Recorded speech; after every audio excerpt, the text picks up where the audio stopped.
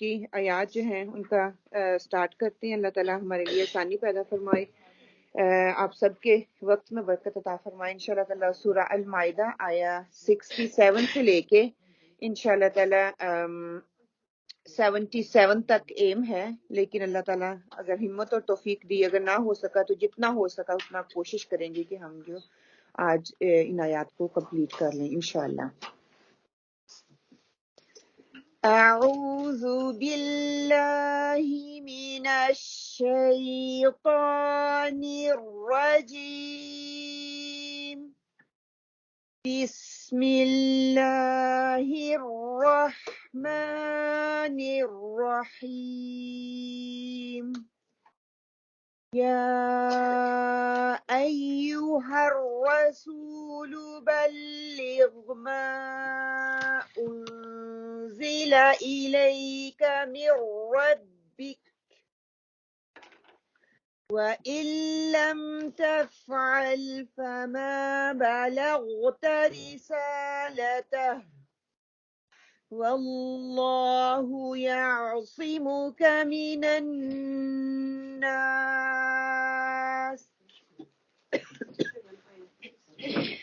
إِنَّ اللَّهَ لَا يَهْدِي الْقَوْمَ الْكَافِرِينَ. قل يا أهل الكتاب لستم على شيء حتى تقيموا التوراة والإنجيل وما أنزل إليكم من ربكم ولا يزيدن كثيرا منهم ما أنزل إليك من ربك طغيانا وكفرا فلا تأس على القوم الكافرين. إن الذين آمنوا والذين هادوا والصابئون والنصارى من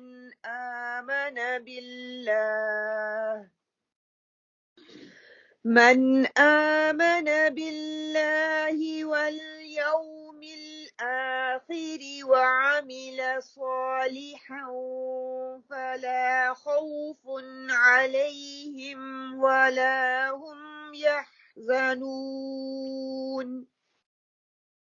لقد أخذنا ميثاق بني إسرائيل وأرسلنا إليهم رسلا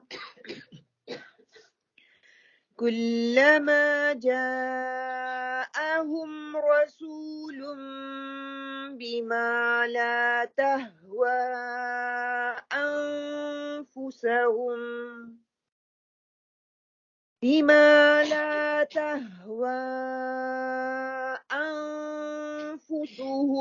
فريقا كذبوا وفريقا يقتلون. أنفسهم فريقا كذبوا وفريقا يقتلون. وحسبوا ألا تكون فتنة فعموا وصموا ثم تاب الله عليهم ثم عموا وصموا كثير منهم والله بصير بما يعملون. رب اشرح لي صدري ويسر لي أمري واحلل عقدة من لساني يفقهوا قولي ربي زدني علما ربي زدني علما ربي زدني علما اللهم فقهنا في الدين اللهم فقهنا في الدين اللهم إني أسألك علما نافعا وعملا متقبلا ورزقا طيبا اللهم انفعنا بما علمتنا ما ينفعنا وزدنا علما اللهم إني أعوذ بك من علم لا ينفع ومن قلب لا يخشع ومن نفس لا تشبع ومن دعوة لا يستجاب لها اللهم ألهمني رشدي وأعذني من شر نفسي نية تعلما وتعليما لله تعالى آمين اللهم آمين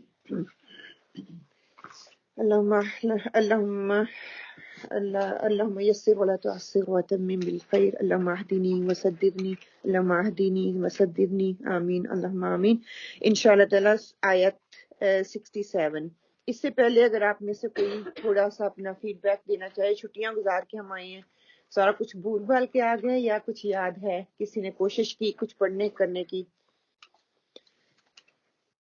کیا تھا پچھلے ویک جو 2 ویک پہلے جو ہم نے پڑھا تھا ان میں کوئی پوائنٹ جو آپ نے ٹیک کیا اس پہ عمل کرنے کی کوشش کی اگر کوئی شیئر کرنا چاہے تو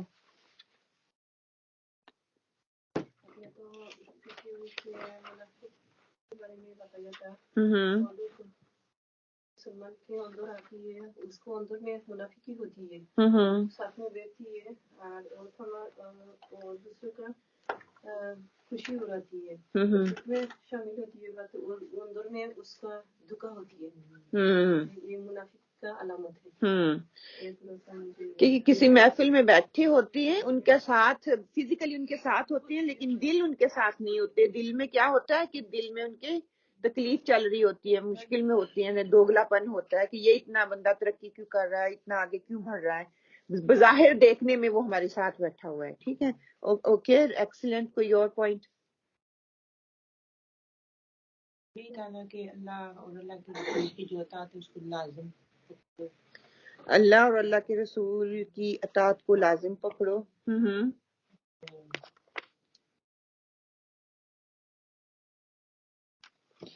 اس میں یہ پوائنٹ کیا تھا بعض نصیحت سن کر تنقید برائے تنقید نہیں کرنی محفلوں میں علم حاصل کرنے کے لیے شامل ہونا اگر کوئی نصیحت کرتا ہے تو نصیحت کو تنقید نہ سمجھے نہ نصیحت کرنے والا نصیحت تنقید کے لحاظ سے یا تنقید کے موڈ میں کہے بلکہ اس کی دوسرے بندے کی اصلاح کی اس کی کوشش ہو کہ دوسرا اس سے جو ہے فائدہ اٹھانے والا ہو اور لینے والا بھی اس کو مائنڈ نہ کرے بلکہ اس طریقے سے پازیٹیو لے کہ میرے اندر یہ کمی ہے کسی نے دیکھی ہے تو الحمدللہ یہ بھی ایک بہت بڑی نعمت ہوتی ہے کہ کوئی آپ کے اندر کمی ہے اور دوسرا دیکھ کے آپ کو بتا دے تاکہ آپ اپنی اصلاح کر سکیں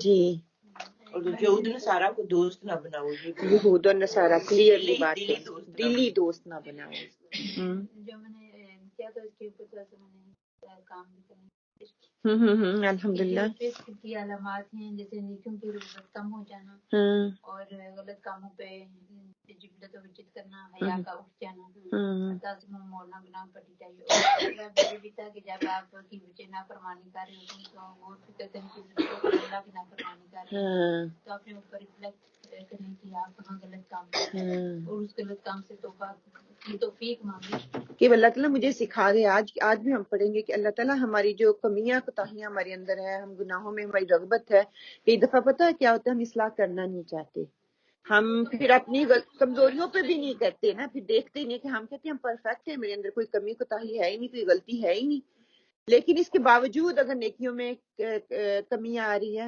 بچے نافرمان ہو رہے ہیں تو دیکھیں سلف صالحین کیا کرتے تھے کہ اپنی تہجدوں میں اٹھ کے اللہ تعالیٰ سے دعائیں مانگا کرتے کہ صدقہ دیتے تھے جن کے پاس صدقے کی توفیق نہیں ہوتی تھی تو وہ کہتے یہ نفل یا یہ عبادت جو میں کر رہا ہوں میں اس لیے کہ میرے بچے نیک اور صالح ہو جائیں کہ میری کوئی کمی خامی جو ہے میرے بچوں کے کردار پہ کرنا ہو سبحان اللہ الحمدللہ انشاءاللہ تعالیٰ اگلی آیت جو ہے 67، آپ میرے ساتھ اس کو پلیز اس کا ترجمہ جو ہے وہ دہرا لیں. یا ایہا الرسول، اے رسول، بلغ، پہنچا دو، ما انزل، جو نازل کیا گیا،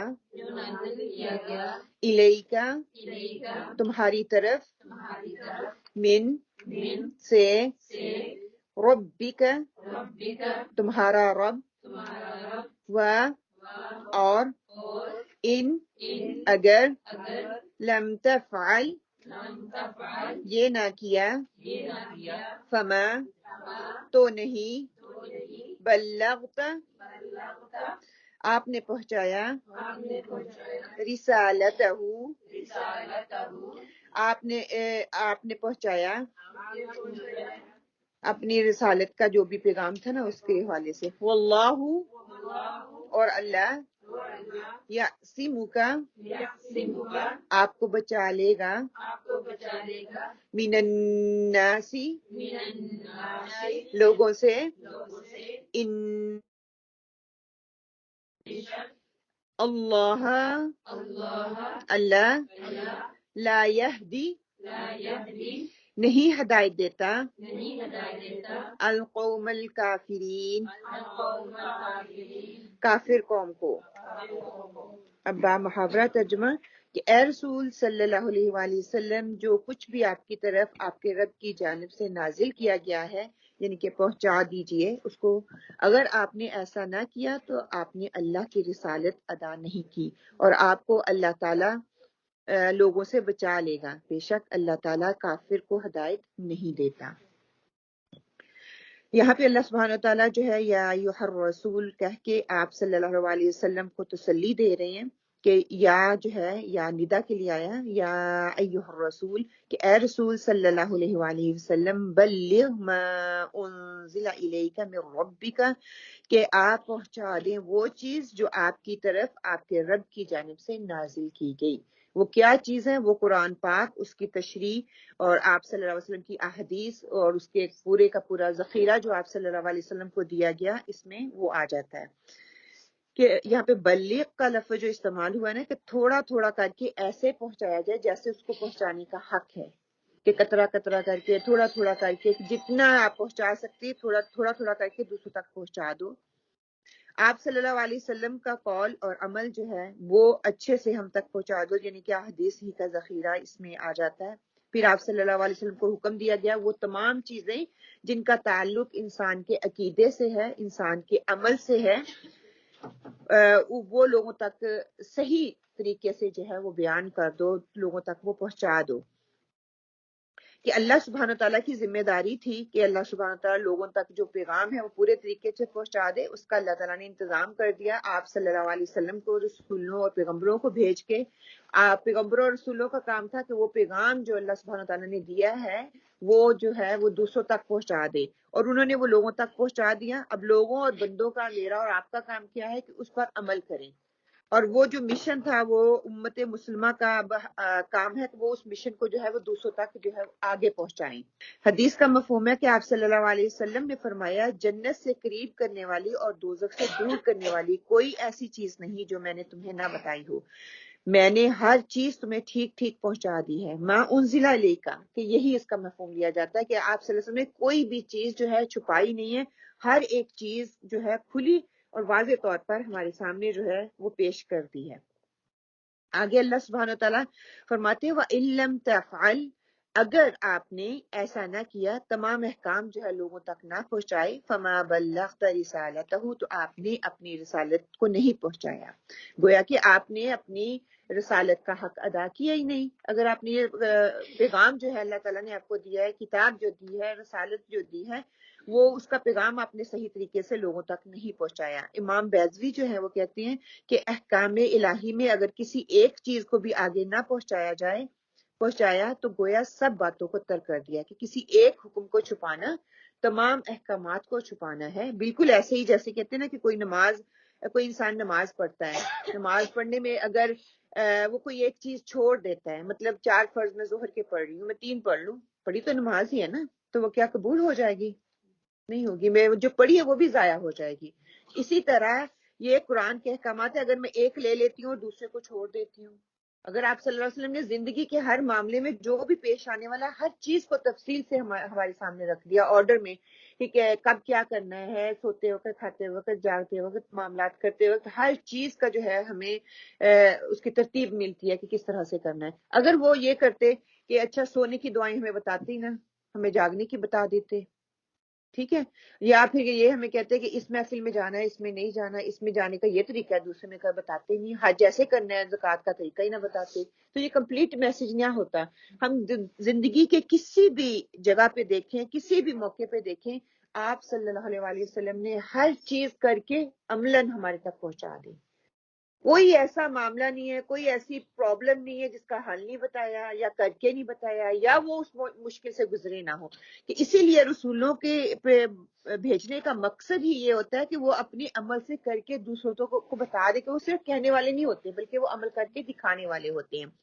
حضرت عائشہ رضی اللہ تعالیٰ کہتی ہیں کہ اگر کوئی یہ کہے کہ آپ صلی اللہ علیہ وسلم نے وہی سے کچھ جو ہے وہ چھپا لیا ہے تو وہ جھوٹ کہتا ہے۔ اگر انہوں نے چھپانا ہوتا، سورہ احزاب کی آیت جہاں پہ حضرت زینب اور زید کی بات آتی ہے، تو اس وقت آپ صلی اللہ علیہ وسلم کو کتنی وہ گراں چیز تھی کہ میری مطلب کہ بہو ہے، وہ منہ بولا بیٹا ہے، کہ اس معاشرے میں بھی ایسے نہیں کیا جاتا تھا، لیکن اس معاشرے کے اس نوم کو توڑنے کے لیے آپ صلی اللہ علیہ وسلم نے وہ آیت بھی سب کے سامنے رکھ دی کہ مجھے حکم دے دیا گیا ہے کہ میں زینب سے شاید نکاح کر لوں۔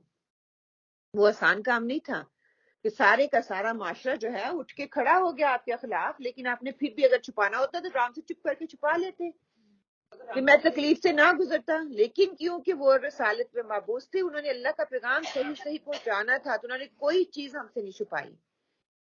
کہ جو ہم اٹھ کے کہتے ہیں نا کہ آپ صلی اللہ علیہ وسلم نے یہ پیغام ہم سے چھپا لیا، کئی لوگ ہیں حدیث کو بالکل مانتے ہی نہیں ہیں، تو ان سب کے لیے یہاں پہ تردید بتائی جا رہی کہ آپ صلی اللہ علیہ وسلم نے اپنا پیغام جو ہے صحیح طریقے سے پہنچا دیا ہے، کیونکہ اللہ تعالیٰ نے اس معاملے میں سخت وعید فرمائی۔ آپ صلی اللہ علیہ وسلم، ہر نبی نے قوم کو یہی کہا کہ ابلغکم رسالت ربی، کہ میں نے وہ پیغام پہنچانے کے لیے ہیں جو میرے رب نے مجھے جس پیغام پہنچانے پہ مجھے مابعوث فرمایا ہے، جس مقصد کے لیے مجھے بلایا گیا ہے، اسی لیے جو ہے وہی پیغام میں جو ہے آپ کو آگے پہنچا رہا ہوں۔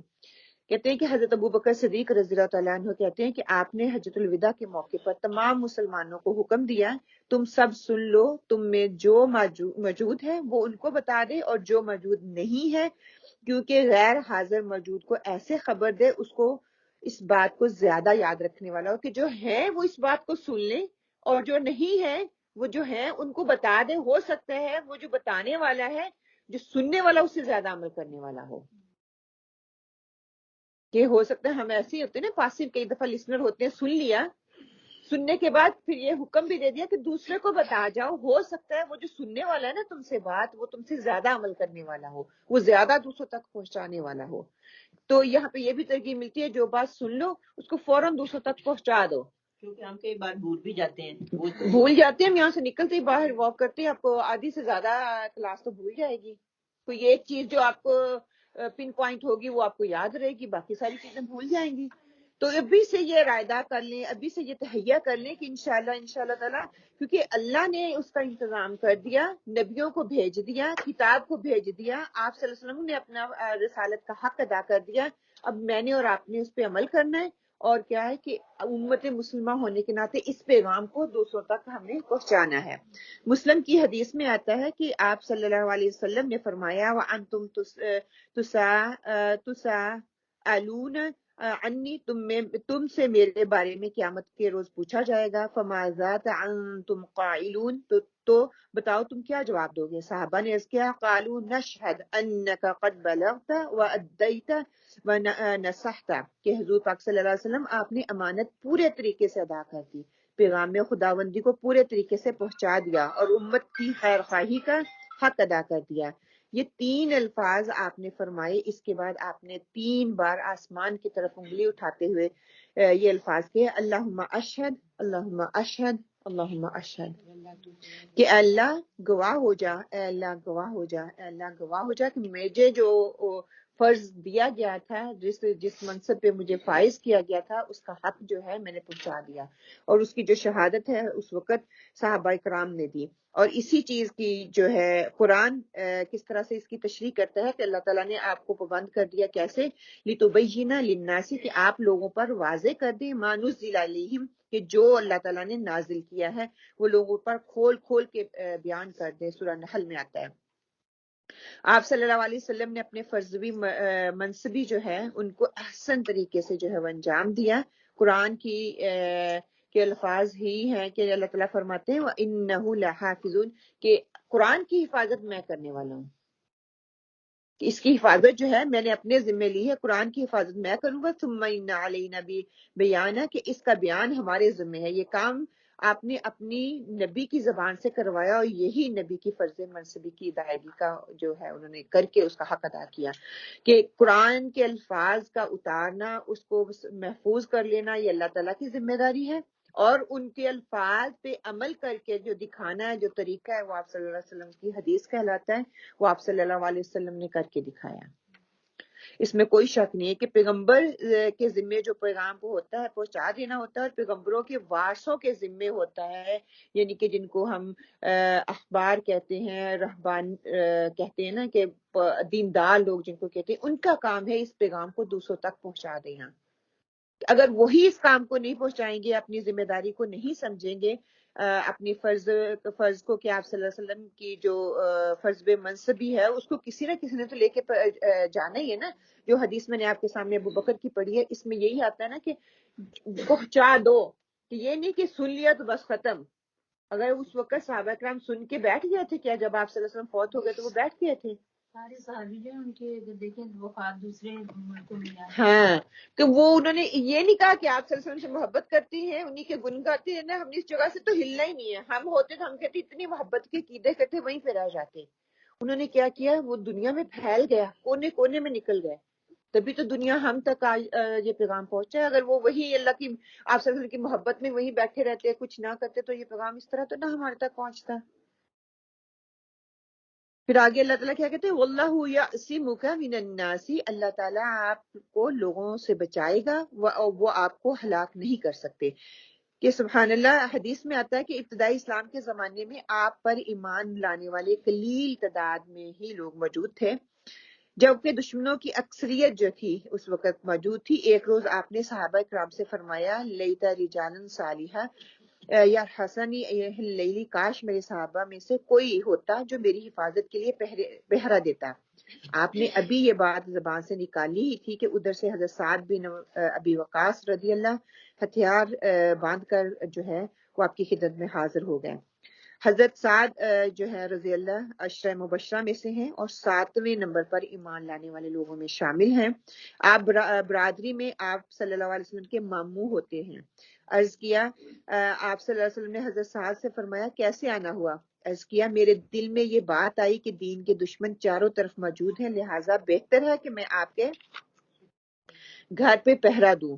آپ صلی اللہ علیہ وسلم نے اس پر بڑی مسرت کا اظہار کیا، کبھی حضرت سعد کو، کبھی حضرت حذیفہ رضی اللہ تعالیٰ عنہ کی پاسبانی کا فریضہ انجام دیتے رہے۔ اور پھر ایک دن آپ صلی اللہ علیہ وسلم گھر تشریف رکھتے تھے کہ یہ آیت نازل ہوئی واللہ یعصمک من الناس، تو آپ صلی اللہ علیہ وسلم باہر تشریف لائے اور پہرے داروں سے کہہ دیا کہ اللہ تعالیٰ نے میری جان کی حفاظت کی ذمہ لے لیا ہے، اب پہرے کی ضرورت نہیں رہی، آپ جا سکتے ہیں۔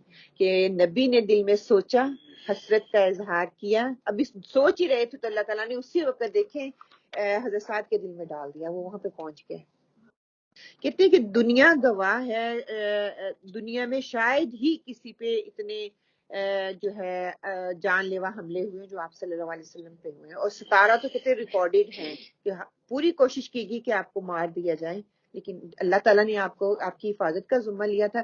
اسی وقت آپ کے دل میں لقا کر دیا جاتا تھا, آپ کو الہام کر دیا جاتا تھا, بتا دیا جاتا تھا اب یہ پلان ہے. وہ پتھر والا معاملہ دیکھ لیں, وہ جو تلوار لے کے آیا وہ معاملہ دیکھ لیں, بہت سے ایسے معاملات ہیں جس میں ہم خود پڑھ چکے ہیں 17 دفعہ. ہاں سارے جو تھے وہ پیچھے ہو گئے, ہاں وسلم اور چند صحابہ کے پاس, ہاں پھر بھی وہ بڑھتے گئے دشمن بڑھتے گئے. سبحان اللہ کہ کئی بہت سے واقعات ایسے ہیں جو ہم بچپن سے پڑھتے آ رہے ہیں, لیکن اب سمجھ آ رہی ہے. پڑھتے آ رہے تھے لیکن سمجھ اب آ رہی ہے کہ ان کو بتانے کا مقصد کیا تھا. ہمیں مقصد نہیں بتایا گیا, ہمیں رٹایا گیا تھا اس وقت.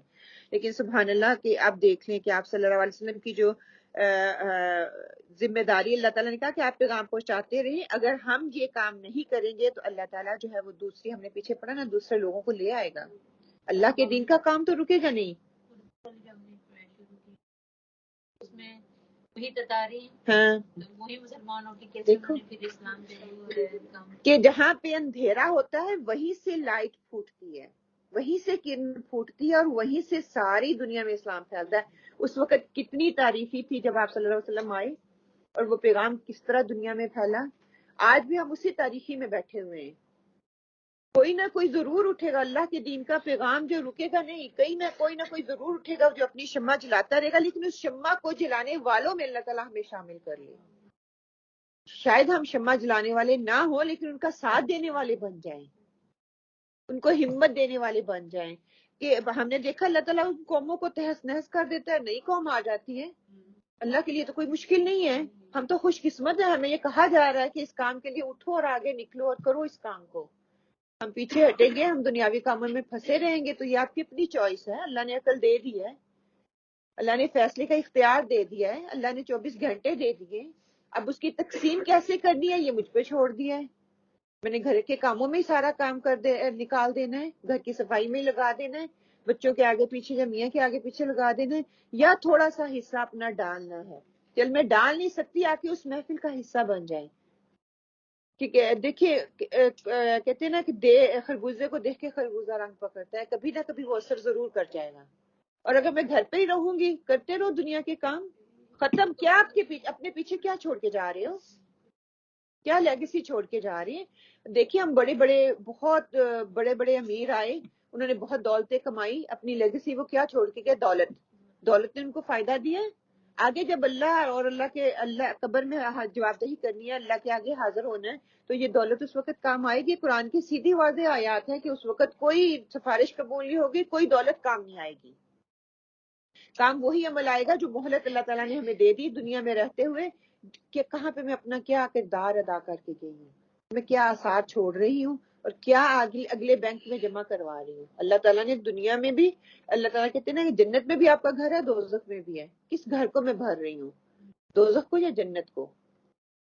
اور جب کہتے ہیں اللہ انشاءاللہ اللہ تعالیٰ ہمیں اللہم تجعل منہم, کہ اللہ تعالیٰ ہم لوگوں میں بنائے جن کو اللہ تعالیٰ جنت الفردوس میں اعلیٰ مقام عطا فرمائیں گے, اپنا دیدار کروائیں گے. جنت میں جب گھر دیا جائے گا تو اللہ سبحانہ وتعالیٰ ہم دیکھیں گے یہ کہاں سے آیا, یہ کہاں سے, ہم حیران ہوں گے. تو اللہ تعالیٰ بتائیں یہ فلاں عمل کیا تھا, یہ خالص میرے لیے کیا تھا, یہ فلاں عمل ہے. ہم دنیا میں دیکھتے ہیں نا, بڑی سی سیٹی لے لوں, اچھی خاصی پڑی ہوئی ہے تو بڑی سی لے لوں, تو وہ تب کہیں نہیں, وہ کسی کا فائدہ کر جائے, کسی اور کو دے دیں, کسی کا فائدہ ہو جائے. یہ جنت میں میری اس طرح کی, اس کو امیجن کر لیں, جنت میں میری کرٹن ہوگی, جنت میں میری بیڈنگ ہوگی, جنت میں میرے ڈائننگ روم ہوگا, ڈرائنگ روم ہوگا. وہ امیجن کرتے جائیں, اگلے بینک میں جمع کرواتے جائیں. بلیو کریں, آپ کو کوئی فرق نہیں پڑے گا اس سے. میں اپنی قبر کا سوچتی ہوں, کہتی ہوں میں نے ایسے کیا تو اب لائٹ لگ گئی, اب اس کی کھڑکی بن گئی, اب ایسے میں یہ ایسے تھی. ہاں قبر جس کی کہتے ہیں نا, یہ آسان ترین عذاب ہوگا جس کا قبر میں جس کو آسانی دے دی گئی, اگلا حساب اس کا آسان ہو جائے گا. تو یہ پھر ہم دیکھ لیں ہم کہاں پہ کھڑے ہوئے ہیں. کہ آپ صلی اللہ علیہ وسلم دیکھیں, آپ صلی اللہ علیہ ابو بکر صدیق کا ساتھ سبحان اللہ ہر وقت آپ کے ساتھ تھا. ایک تو یہ ریزن کہ وہ آپ کا ساتھ دینے والے تھے, دوسرے یہ بھی تھے کہ جب آپ صلی اللہ علیہ وسلم نے ہجرت کی, کیوں حضرت ابو بکر صدیق کو پیچھے رکھا گیا, کیا وجہ تھی؟ ان کے ساتھ تو جائیں گے, یہ ان کا ابو بکر کا اعزاز تھا. اس میں آپ صلی اللہ علیہ وسلم کو کیا مقصد نکالنا تھا ابو بکر صدیق سے؟ وہ دیکھیے وحی کاتبین میں سے تھے نا, اگر کوئی وحی نازل ہو گئی تو ابو بکر ساتھ ہوں گے, اسی وقت اس کو نوٹ کر لیں. ہاں اولین میں سے تھے. کہ اگر وہی اتری کہیں یہ نہ ہو کہ میرے سے کوئی چیز رہ جائے، وہ ساتھ رکھا ابو بکر صدیق کو. لکھنا پڑھنا جانتے تھے. وہ اس وقت سب سے پڑھے لکھے، اس طبقے کے پڑھے لکھے بہترین لوگوں میں سے تھے، امیر ترین لوگوں میں سے تھے. اور یہ اس وقت بھی آپ صلی اللہ علیہ وسلم کے دوست تھے جب مسلمان نہیں تھے. اور جب مسلمان ہوئے تو پھر وہ دیکھیے وہ اونٹنی کا واقعہ پچھلے دنوں ہم نے پڑھا ہے نا، کس طرح اونٹنی سنبھال کے رکھ چھوڑی کہ یہ دو، ایک میرے لیے ایک نبی کے لیے. ہمیں ہجرت ہوگی اور ان کو یہ یقین بھی تھا نبی مجھے اپنے ساتھ ہی رکھیں گے. کیوں؟ ان کو پتا تھا میں کاتبین میں سے ہوں اور ٹرسٹ وردی ہوں، اور آپ صلی اللہ علیہ وسلم مجھے رکھیں گے. اور اللہ کا حکم بھی تھا، اگر اللہ کا حکم ہوتا تو بھیجنا پڑتا.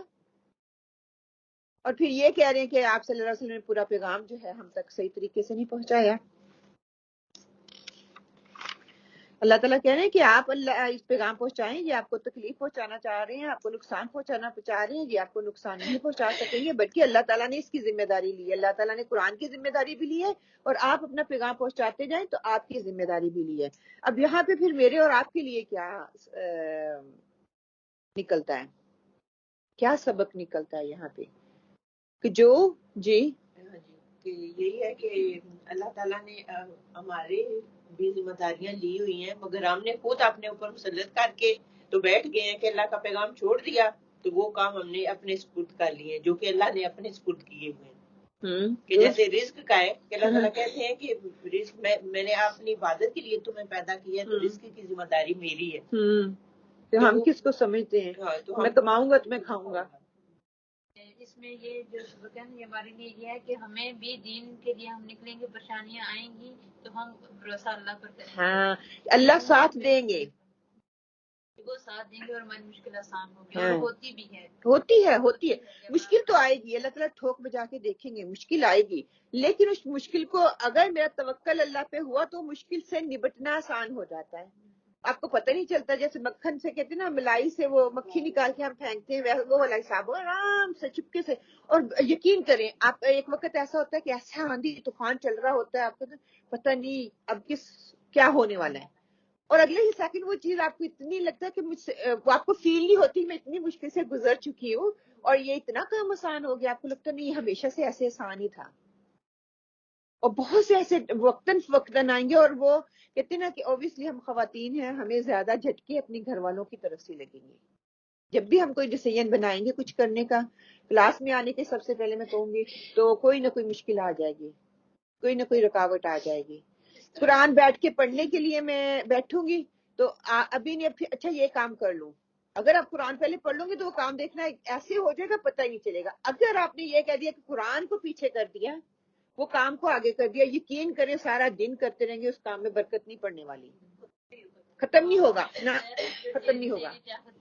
میری چاہت ہے ہاں، ایسے فٹ آتا ہے نا آپ کی. کئی دفعہ کہتے ہیں سبحان اللہ کہ سارے گھر کا کام آپ آدھے گھنٹے میں بھی کر سکتے ہیں. سارے گھر کا کام آپ پورا دن لگے رہے ہیں، قرآن کے ساتھ آپ کا تعلق نہیں ہے، قرآن کھول کے نہیں پڑھا، کوئی آپ کی روٹین نہیں ہے، تو کچھ نہیں ہونے والا. لاسٹ میں تمہاری دعوت ہمارے گھر میں تو اس دن اتنے زیادہ کام تھے نا، اکیلے کے لیے کھا لی تھا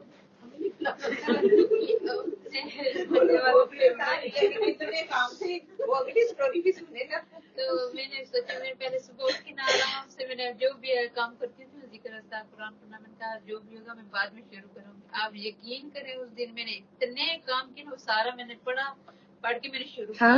تو شام کو جب میں نے یہ دعا کی یا اللہ جو بھی میرے ذہن میں آج کام ہے وہ سارے ہو جائے. تو میں جب بیڈ پہ لیٹی نا تو میں نے حساب کتاب کیا کہ کتنے ہو چکے ہیں. یقین کریں میں حیران رہ گئی کہ ایک دن میں نے اتنا کام کر لیا. ویسے اتنے کاموں کے لیے میرے پاس 3-4 دن ہوتے ہیں. 3-4 دن میں بھی نہیں ہوتا، پھر بھی کچھ نہ کچھ رہ جاتا ہے. میں اپنا ایکسپیرینس، اگر صبح اٹھ کے آپ کہتے ہیں یہی کرنا ہے، لسٹ بنائی ہوئی ہے، آپ کرنے لگ جائیں، اللہ کا ذکر اذکار نہیں کریں گے کتنا ٹائم لگ جائے گا. یہ شیطانی عمل ہے، شیطان کو تو یہ چیز اچھی نہیں لگتی نا، شیطان نہیں کرنے دے گا. یہ مجھ پہ ہے کہ میں نے اپنا ٹائم کیسے یوٹیلائز کرنا ہے. یہ 1 گھنٹہ، آدھا گھنٹہ، 15 منٹ میں نے دینے ہیں، اس کے بعد جو مرضی ہو جائے.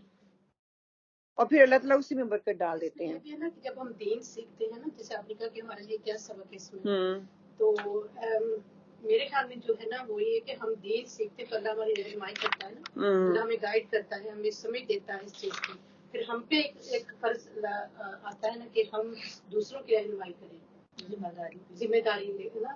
ذمہ داری بھی اگر میں کہوں کہ نہیں ذمہ داری بھی نہیں، لیکن جو میں سیکھتی ہوں نا میں سمجھتی ہوں دوسروں تک پہنچانا چاہیے، جیسے کہ چھوٹی سی ایک بات بھی پہنچا دیں تو یہ ہم دوسروں کی رہنمائی کر رہے ہیں، تو اللہ تعالیٰ ہمیں یہی پیغام جو بھی کہہ رہے ہیں کہ پہنچا دو دوسروں تک، ایک چھوٹی سی بات بھی پہنچا دے تو الحمدللہ ہم دوسروں کی رہنمائی کرتے ہیں۔ الحمدللہ، آمین آمین، اللہ تعالیٰ آسانی پیدا فرماتے ہیں نا، سکون بھی آتا ہے۔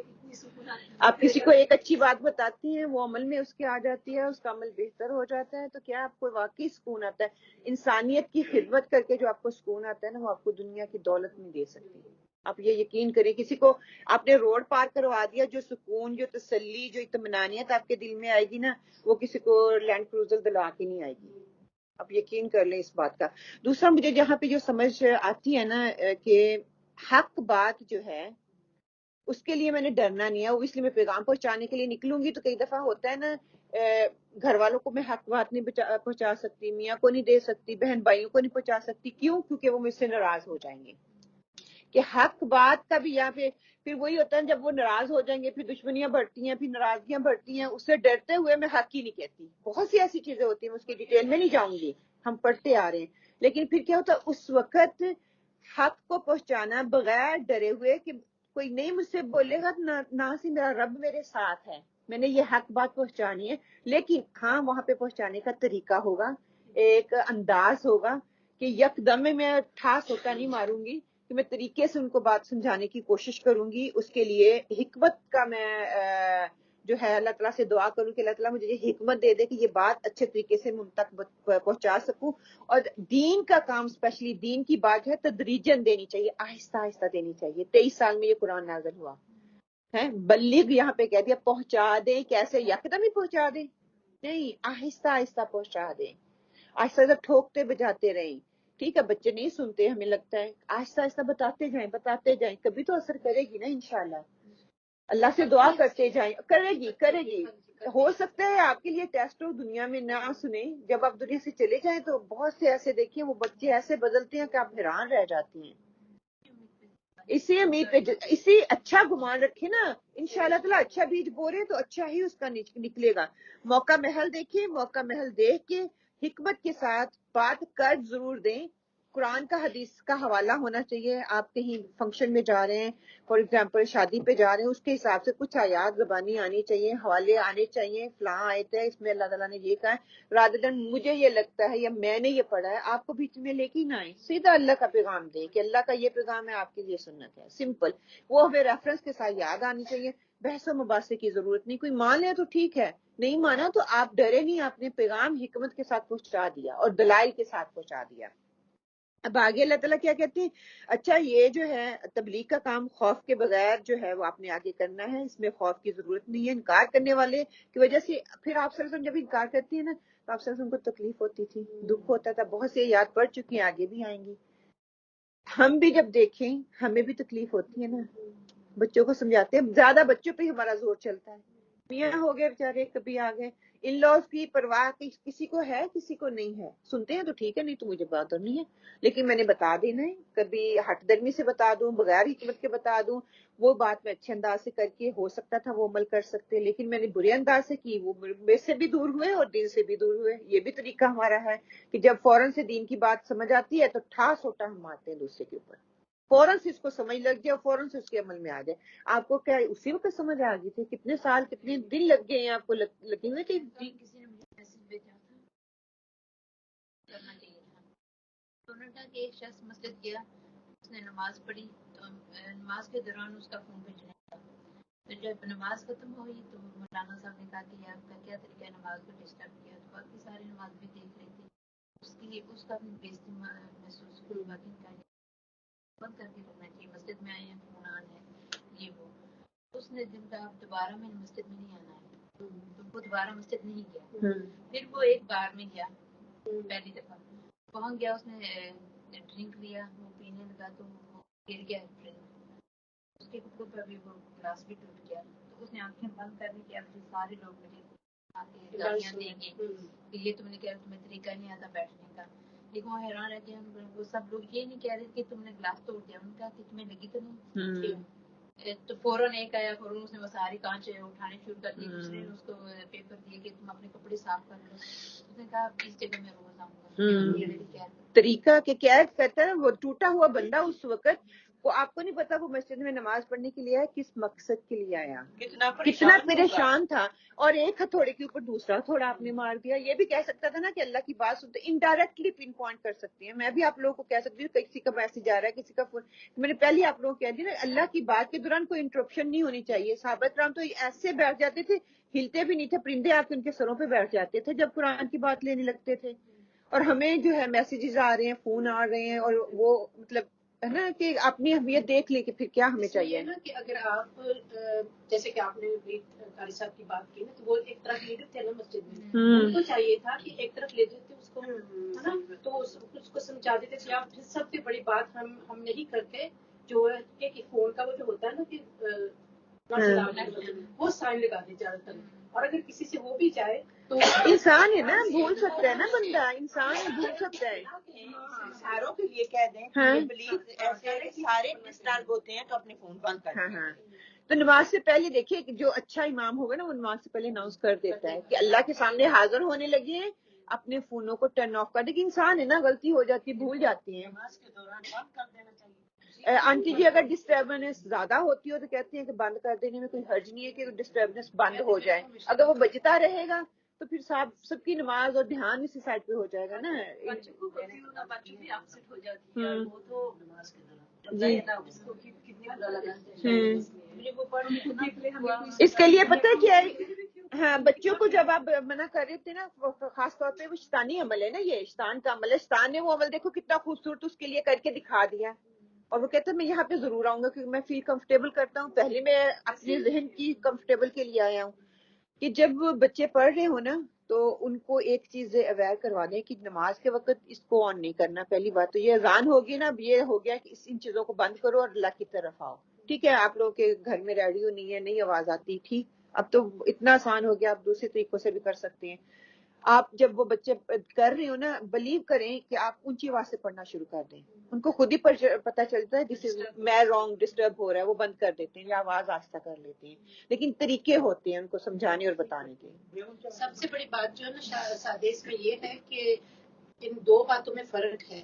ایک تو دنیا کی بات ہے نا جس کو ہم بہت کان لگا کے سنتے ہیں, بڑے مزے سے سنتے ہیں, چاہے کوئی بھی ہو. لیکن جب دین کی بات کرتے تو اس میں شیطان اپنی ٹانگ اڑاتا ہے, وہ اس کو غصہ دلاتا ہے جس کو ہم بتا رہے ہیں. تو یہ چیز ہوتی ہے نا, وہ کہتا ہے کہ اندر اندر بھی وہ کڑتا ہے کہ مجھے کیوں بتایا جا رہا ہے یہ سب. لیکن دنیا کی باتیں جو ہے نا وہ شیطانی باتیں ہوتی ہیں ہماری, اللہ معافی دے, تو وہ اچھی لگتی ہیں, کانوں کو اچھی لگتی ہے. لیکن دین کی بات اگر اچھا واقعی یہ بات صحیح ہے. آپ نے ڈریس اپ اچھے طریقے سے نہیں نا کیا ہوا, تو آپ کوئی بندہ کہے گا ایسے نہیں ایسے پہنو, تو آپ کو بڑا وہ آئے گا. اچھا نیکسٹ ٹائم مجھے کسی نے کہا تھا ایسے نہیں ایسے کرتے.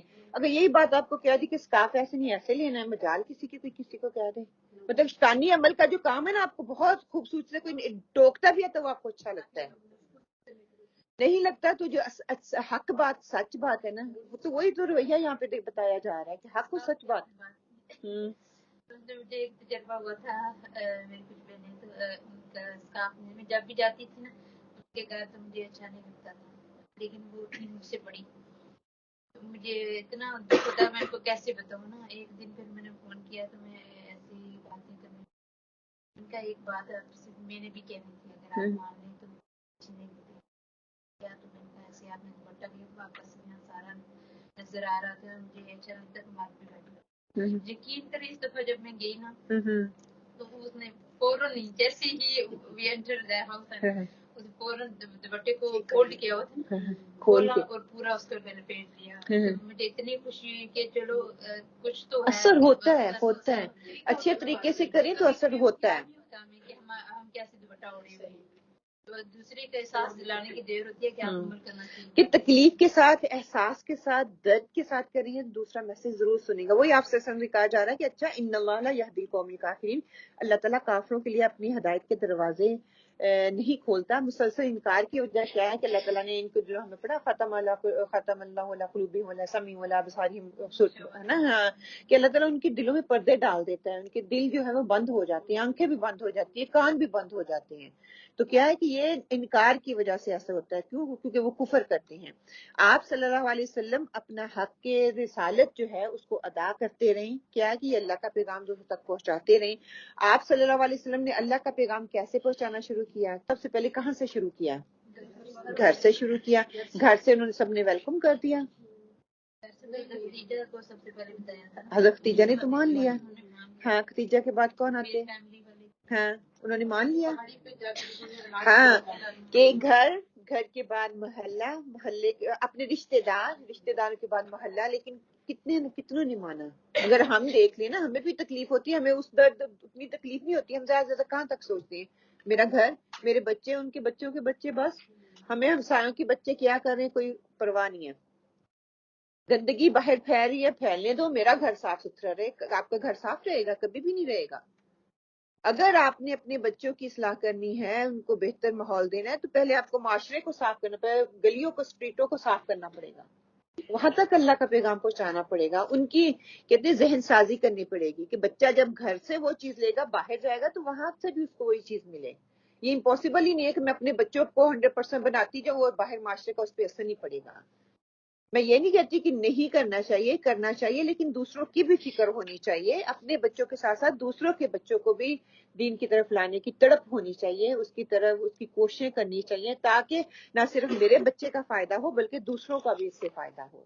اگر میرا بچہ ٹھیک ہے, جس سوسائٹی میں جا رہا ہے وہ خراب ہے, تو پھر کتنا سا اس پہ اثر ہوگا.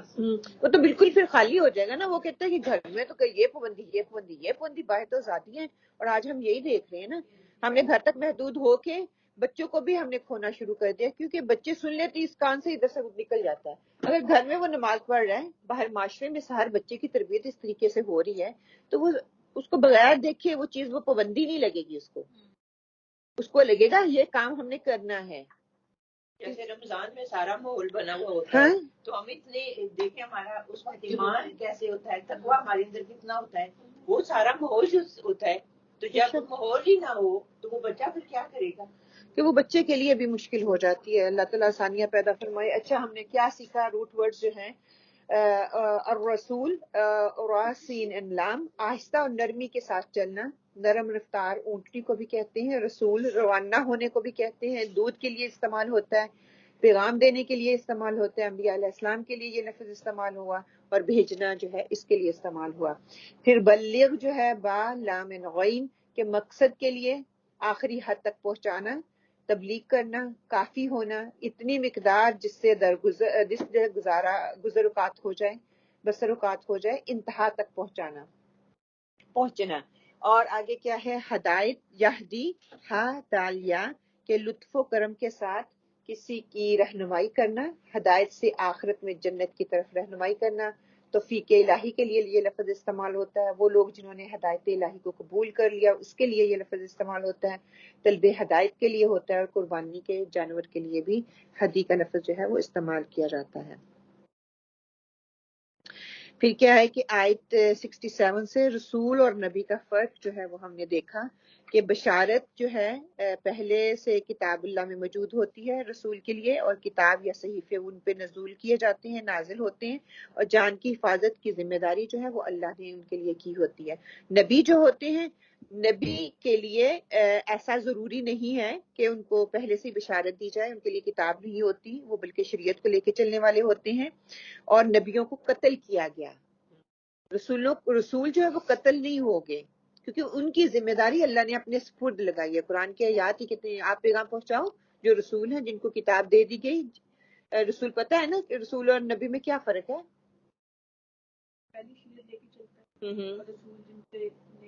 نئی شریعت آتی ہے کہ ان کو صحیفے دیے جاتے ہیں, کتاب دی جاتی ہے, احکامات دیے جاتے ہیں, شریعت دی جاتی ہے, تو اس کو نبی کہا جاتا ہے.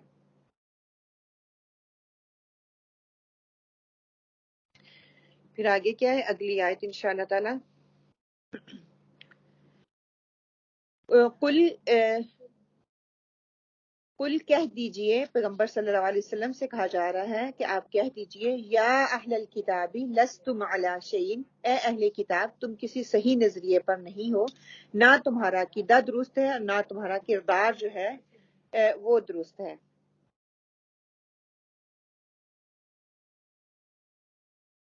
اور نہ کردار، حتیٰ تقیموا التوراۃ والانجیل وما انزل الیکم من ربکم، جب تک تم تورات اور انجیل کو قائم نہیں کرو گے، اس چیز کو قائم نہیں کرو گے جو کہ تمہاری طرف اللہ سبحانہ وتعالیٰ کی طرف سے اتاری گئی ہے، تو کیا ہے، تم صحیح راستے پر نہیں ہو۔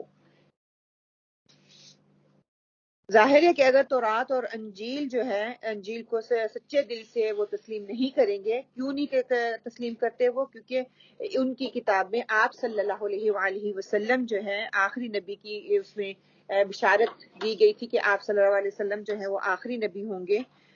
اسی وجہ سے وہ جو ان کو کہا جا رہا ہے کہ اگر آپ تورات اور انجیل پہ عمل کرتے ہوتے تو آپ کو پتا ہوتا کہ آخری نبی جو ہے اس کی بشارت آلریڈی آپ لوگوں کو بتا دی گئی ہے۔ تورات کو قائم کرنے کا یہاں پہ کیا مراد ہے، کہ کس طرح اس کو قائم کرنا، کیا سمجھ آتی ہے آپ کو کہ تورات کو قائم کرو؟ تورات اور انجیل کو قائم نہیں کرو گے تو کیا ہوگا کہ تم صحیح راستے پہ نہیں ہو۔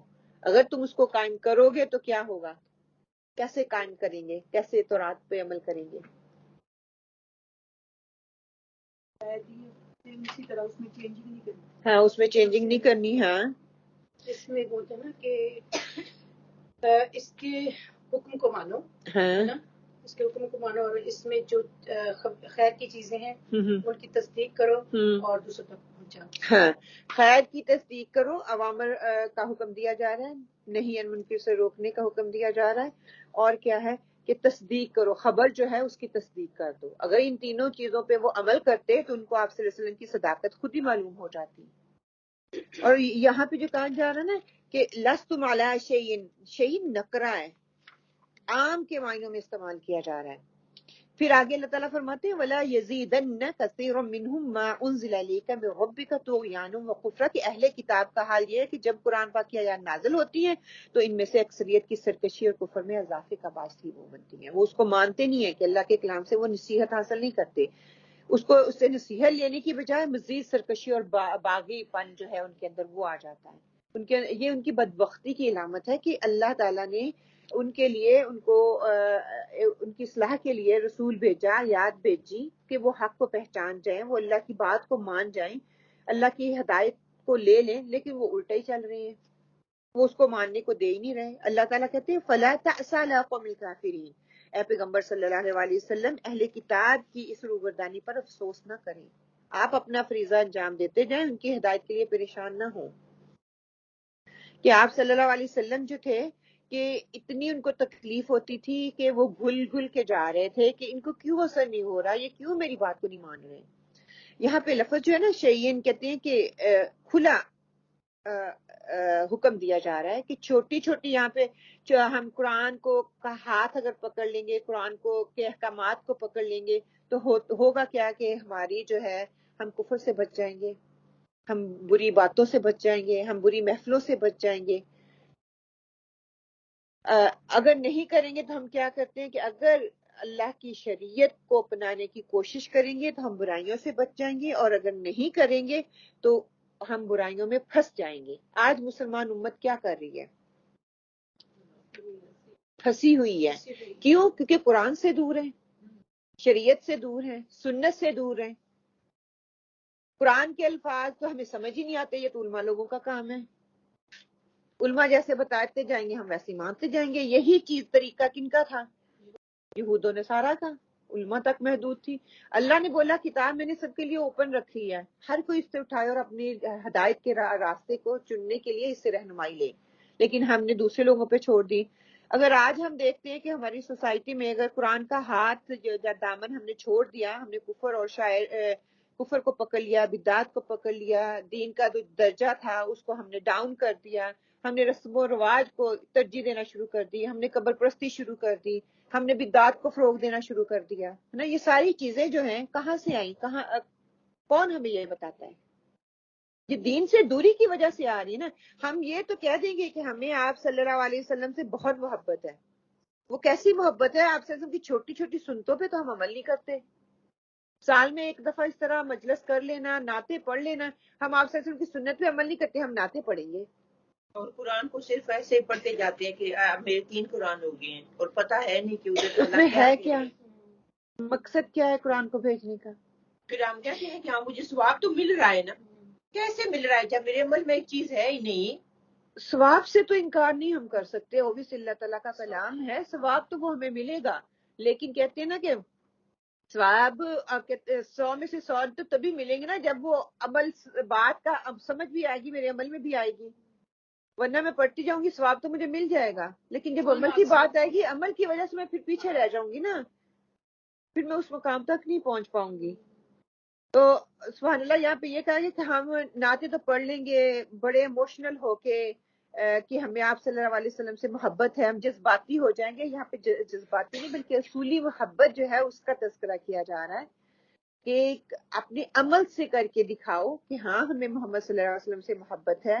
وہ عمل کیسے نظر آئے گا؟ وہ آپ کی سنتوں سے عمل نظر آئے گا، چھوٹی سنت سے لے کے بڑی سنت تک.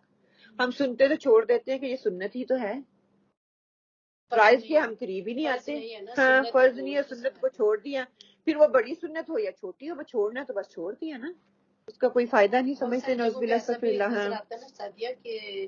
جو ایسی مجلسیں ہوتی ہیں نا، بدعات کی مجلسیں ہوتی ہیں، نعتوں کی مجلسیں ہوتی ہیں، ان کے پیچھے جو بینرز لگے ہوتے ہیں ان پہ کتنا بڑا بڑا اللہ محمد لکھا ہوتا ہے، لیکن وہ کیا ہے، مجھے اس بات وہ بڑی جذباتی ہے نا تھوڑی دیر کے لیے. وہ جو نام ہے کیا ان کو فالو کرتے ہو آپ؟ ان کی نہ سنت کو ہم فالو کر رہے ہیں، نہ ان کے طریقے کو ہم فالو کر رہے ہیں. یہاں پہ کہا جائے سنتوں پہ عمل کر کے بتاؤ کہ دین کیا ہے، سنت کیا ہے، عمل کرنا کیا ہوتا ہے، کہ آپ صلی اللہ علیہ وسلم کا طریقہ کیا ہے. اگر اللہ کی بتائی ہوئی کتاب کے مطابق نہیں ہے تو وہ دین نہیں ہے، وہ سنت نہیں ہے، وہ کتاب نہیں ہے، وہ شریعت نہیں ہے. اللہ کے بتائے ہوئے طریقے کے مطابق جو چیز ہوگی وہی ہم نے کرنی ہے. جو ہم نے خود سے گھڑ لی ہے، جن نعوذ باللہ استغفر اللہ، جن برے کاموں میں ہم پڑ گئے ہیں، پھنس کے رہ گئے ہیں، جس کی وجہ سے یہ قرآن چھوٹ رہا ہے، جس کی وجہ سے سنت چھوٹ رہی ہے، اور شیطان نے ہمیں اتنا مگن کیا ہوا ہے، ہم سمجھ رہے ہیں وہی ساری عبادت ہے. وہ ساری عبادت نہیں ہے، بلکہ دین عمل کا نام ہے. اللہ تعالیٰ کو عمل مطلوب ہے. ان آیات کا خلاصہ کیا ہے کہ کسی انسان کی اللہ کی نظر میں کوئی ویلیو نہیں ہے، کوئی حقیقت نہیں ہے جب تک کہ وہ اللہ اور اللہ کے رسول کی لائی ہوئی کتاب پر عمل نہیں کرتا. لستم علی شیء کا لفظ استعمال ہے. اگر تم کسی چیز پر نہیں ہو، تمہارا کوئی دین ایمان نہیں ہے، تم دیندار کہلانے کے قابل ہی نہیں ہو جب تک کہ تم اس کتاب پر عمل نہیں کرتے. محض کتاب کو پڑھنا کافی نہیں ہے، کتاب کو پڑھ کر اس عمل جو حکم دیا جا رہا ہے اس پہ عمل بھی میں نے کرنا ہے. کہ دین جاننے والوں کی یہاں پہ 3 قسمیں بتائی جا رہی ہیں. ایک وہ ہوتے ہیں جو کہ جن کی محبت میں اضافہ ہو جاتا ہے، جن کے عمل میں اضافہ ہوتا ہے. کیوں؟ ان کا ایمان بڑھتا ہے. جب وہ قرآن کو پڑھتے ہیں تو ان کا ایمان بڑھتا جاتا ہے. جب ایمان بڑھتا جاتا ہے تو ان کا عمل بھی بڑھتا جاتا ہے. جب عمل بڑھتا جاتا ہے تو ان کی نیکیوں میں بھی اضافہ ہوتا چلا جاتا ہے. اور جب میرا ایمان ہی نہیں بڑھے گا، میرے اندر ایمان آئے گا ہی نہیں، تو میرا عمل بھی نہیں بدلے گا. جب عمل میں کمی آئے گی تو پھر کیا ہے، میرا ایمان میں کمی ہوگی. عمل میں کمی تبھی آتی ہے جب میرا ایمان میں کمی ہوتی ہے، تو تبھی میرے عمل نیکیوں میں جو ہے وہ کمی آنا شروع ہو جاتی ہے. دوسرا گروہ وہ کہ جن کے اندر نجاست ہے، قباحت ہے، خباثت ہے، اس میں کوئی اضافہ نہیں ہوتا، وہ مانتے ہی نہیں ہیں. اچھی بات ہو، بری بات ہو، چھوٹی ہو، بڑی ہو، بس انہوں نے ماننی نہیں ہے، اس پہ عمل ہی نہیں کرنا. اور تیسرا گروہ وہ بتایا جا رہا ہے کہ ان کا ایمان نہ بڑھتا ہے نہ گھٹتا ہے. محفلوں میں آتے ہیں، کتابوں کو پڑھتے ہیں، قرآن کو کھولتے ہیں، ثواب کے لیے کھولتے ہیں، پڑھتے ہیں، ذکر و اذکار کے لیے پڑھتے ہیں، لیکن عمل سے کچھ ظاہر ہی نہیں ہو رہا. کوئی عمل سے ٹسمس نہیں ہو رہے. دنیا کے فائدے کے لیے ہم پڑھیں گے، پتہ نہیں کس کو دھوکہ دینے کے لیے ہم پڑھتے ہیں، خود کو دھوکہ دے رہے ہیں. پتہ ہے کہ اللہ تعالیٰ سمیع و بصیر ہے، وہ دیکھتا ہے، اس میں ہمارے ارادوں تک سے وہ جانتے ہیں. اگلی آیت اس چیز کی تصدیق کر دے گا کہ ہم قرآن کس لیے پڑھ رہے ہیں. اپنے آپ کو اب دیکھیں، میں کس گروہ میں آتی ہوں. کہ اس گروہ میں آتی ہوں جو کہ پڑھنے کے لیے آتا ہے، پڑھتا ہے اس کے ایمان میں اضافہ ہوتا ہے، جب ایمان میں اضافہ ہوتا ہے اس کے مال میں اضافہ ہوتا ہے، جب مال میں اضافہ ہوتا ہے اس کے عمل میں اضافہ ہوتا ہے، عمل بدلتے ہیں. دیکھیے ایک عمل کو بدلنے کے لیے نا آپ کو یکدم نہیں بدلے گا، اس کے لیے آپ کو ٹائم چاہیے ہوگا. جب ٹائم الحمدللہ کسی کا پیغام سن لینا، کسی کی تنقید کو لے لینا، یہی مور دین انف ہے کہ یہ اس چیز کی علامت ہے کہ مجھے سمجھ آ رہی ہے، میرا ایمان بڑھ رہا ہے، الحمدللہ کم نہیں ہو رہا، بڑھ رہا ہے. آہستہ آہستہ اللہ تعالیٰ توفیق بھی دے دے گا، اس کے لیے دعائیں کریں. اور جب میں ہٹ درمی کا رویہ اختیار کروں گی پھر تو مجھے کہیں سے فائدہ نہیں نہ ہونے والا، میرا ایمان نہیں پھر بڑھ رہا، میرا ایمان کم ہی ہو رہا. میں محفلوں میں آ رہی ہوں معاشرے کو دکھانے کے لیے، دوسرے لوگوں کو دکھانے کے لیے میں کلاس میں جاتی ہوں، قرآن کی محفلیں سجا رہی ہوں، کس لیے؟ درس و تدریس کر رہی ہوں، کس لیے؟ کہ لوگوں کو پتہ چلے مجھے پاس بہت علم ہے.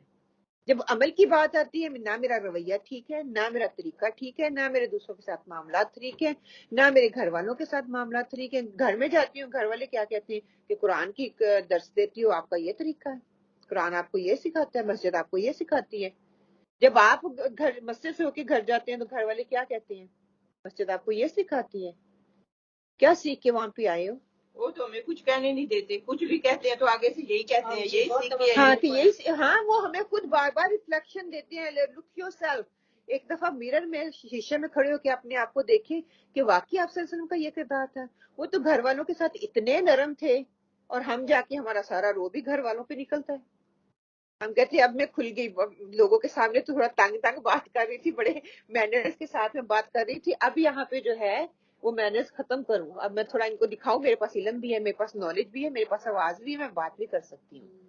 وہاں پہ وہ ساری تصدیق کی جا رہی ہے کہ دیکھ لیں آپ کون سے گروہ میں ہیں، یا تو ٹوٹلی انکار کرنے والے I know I don't need to know, استغفر اللہ، کسی کو بتائیں تو نہیں آئی نو، بہت کچھ ہے آن لائن پتا ہے ہمیں، لیکن عمل میں کچھ نہیں ہے. ایک وہ ہے وہ آپ کی بات کو سن بھی لیں گے دیکھیں گے بھی، لیکن جب عمل کی بات آتی ہے تو میں نہیں یہ کر سکتی، بہت مشکل ہے.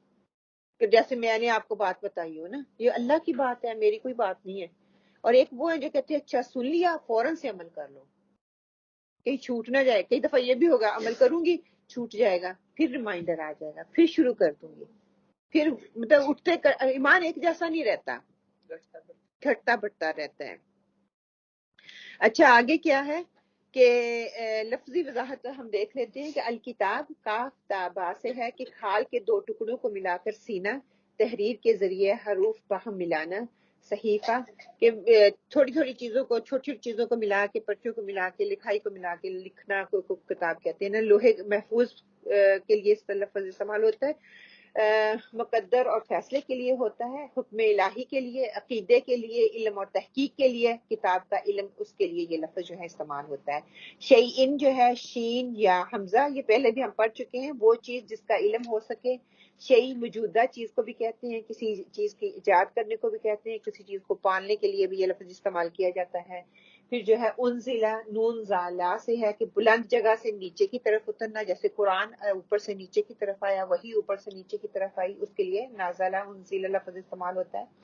کسی جگہ پر ٹھہرنا، آزاد کے لیے لفظ یہ لفظ استعمال ہوتا ہے. کسی جگہ کسی چیز کو نازل کرنا، آپ صلی اللہ علیہ وسلم کا ذکر اس کے لیے استعمال ہوتا ہے. مصیبت اور سختی کے لیے بھی یہ لفظ استعمال ہوتا ہے. پھر کفرن، یہ لفظ بھی ہم پہلے پڑھ چکے ہیں، کاف فارا سے ہے کفر، کسی چیز کو چھپانا. غلاف، جو پھل کو اپنے آغوش میں چھپائے رکھتا ہے.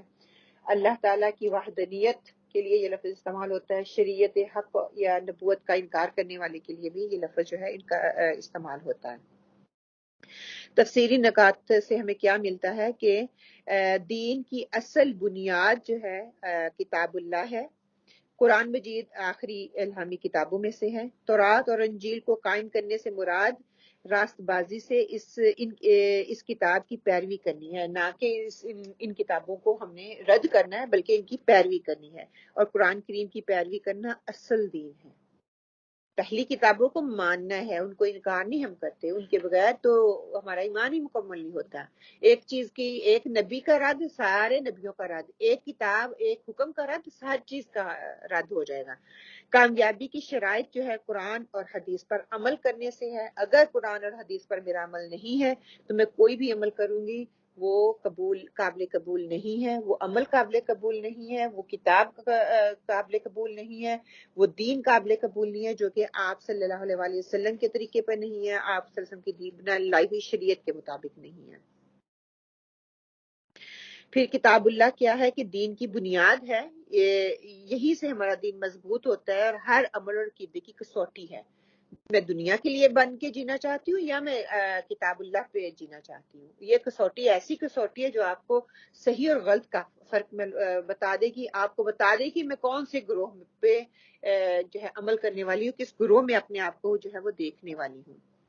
پھر ہم نے سیکھا کیا ہے کہ قرآن کے نور سے اپنی زندگیوں کو ہم نے روشن کرنا ہے، قرآن پر عمل کرنا جو ہے وہ دنیاوی اور اخروی زندگی کی کامیابی کا جو ہے اس پہ انحصار ہے۔ ہمیں ہدایت کے لیے ہر حکم پر عمل کرنا ہے۔ قرآن کریم ہمارے لیے مکمل ضابطہ حیات ہے، اور قرآن کے نور سے اپنی زندگی کو جب ہم روشن کریں گے تو ہر چیز ہمارے لیے جو ہے وہ روشن ہو جائے گی، اللہ کے دنیاوی لحاظ سے بھی اور آخرت کے لحاظ سے بھی۔ اللہ تعالیٰ کے ہاں اس کو جو ہے وہ قبولیت کا درجہ جو ہے وہ مل جائے گا انشاءاللہ۔ آیت نمبر 69 انشاءاللہ تعالیٰ، آپ اس کا ترجمہ میرے ساتھ پڑھیں تھوڑا۔ ان بے شک الذین آمنوا جو لوگ ایمان لائے، والذین اور جو لوگ ہادو یہودی ہوئے، والصابیون اور سابی، والنصارى اور نصارى، من جو آمن ایمان لائے، باللہ اللہ پر، والیوم الآخر اور آخرت کے دن پر، وعمل اور اس نے عمل کیے، صالحہ اچھے، فلا خوف تو کوئی خوف نہیں، علیہم ان پر، ولا ہم اور نہ وہ، یحزنون غمگین ہوں گے۔ محاورہ ترجمہ کہ مسلمان، یہودی، ستارہ پرست اور نصرانی کوئی ہوں جو بھی اللہ تعالیٰ پر اور قیامت کے دن پر ایمان لائے اور نیک عمل کرے، وہ محض بے خوف رہے گا اور بالکل بے غم ہو جائے گا۔ یہ آیت ہم سورہ البقرہ میں پہلے بھی پڑھ چکے ہیں، ان کو میں صرف اس کا ترجمہ پڑھ کے ہم انشاءاللہ آگے گزر جائیں گے، تھوڑا سا خلاصہ آپ لوگوں کے ساتھ شیئر کر دوں گی۔ ان الذین آمنوا بے شک وہ لوگ جو ایمان لائے، یعنی کہ آپ صلی اللہ علیہ وسلم کی بعثت کے بعد اللہ تعالیٰ نے آپ صلی اللہ علیہ وسلم کی رسالت پر ایمان لانے کی جو ہے وہ بات یہاں پہ کر دی۔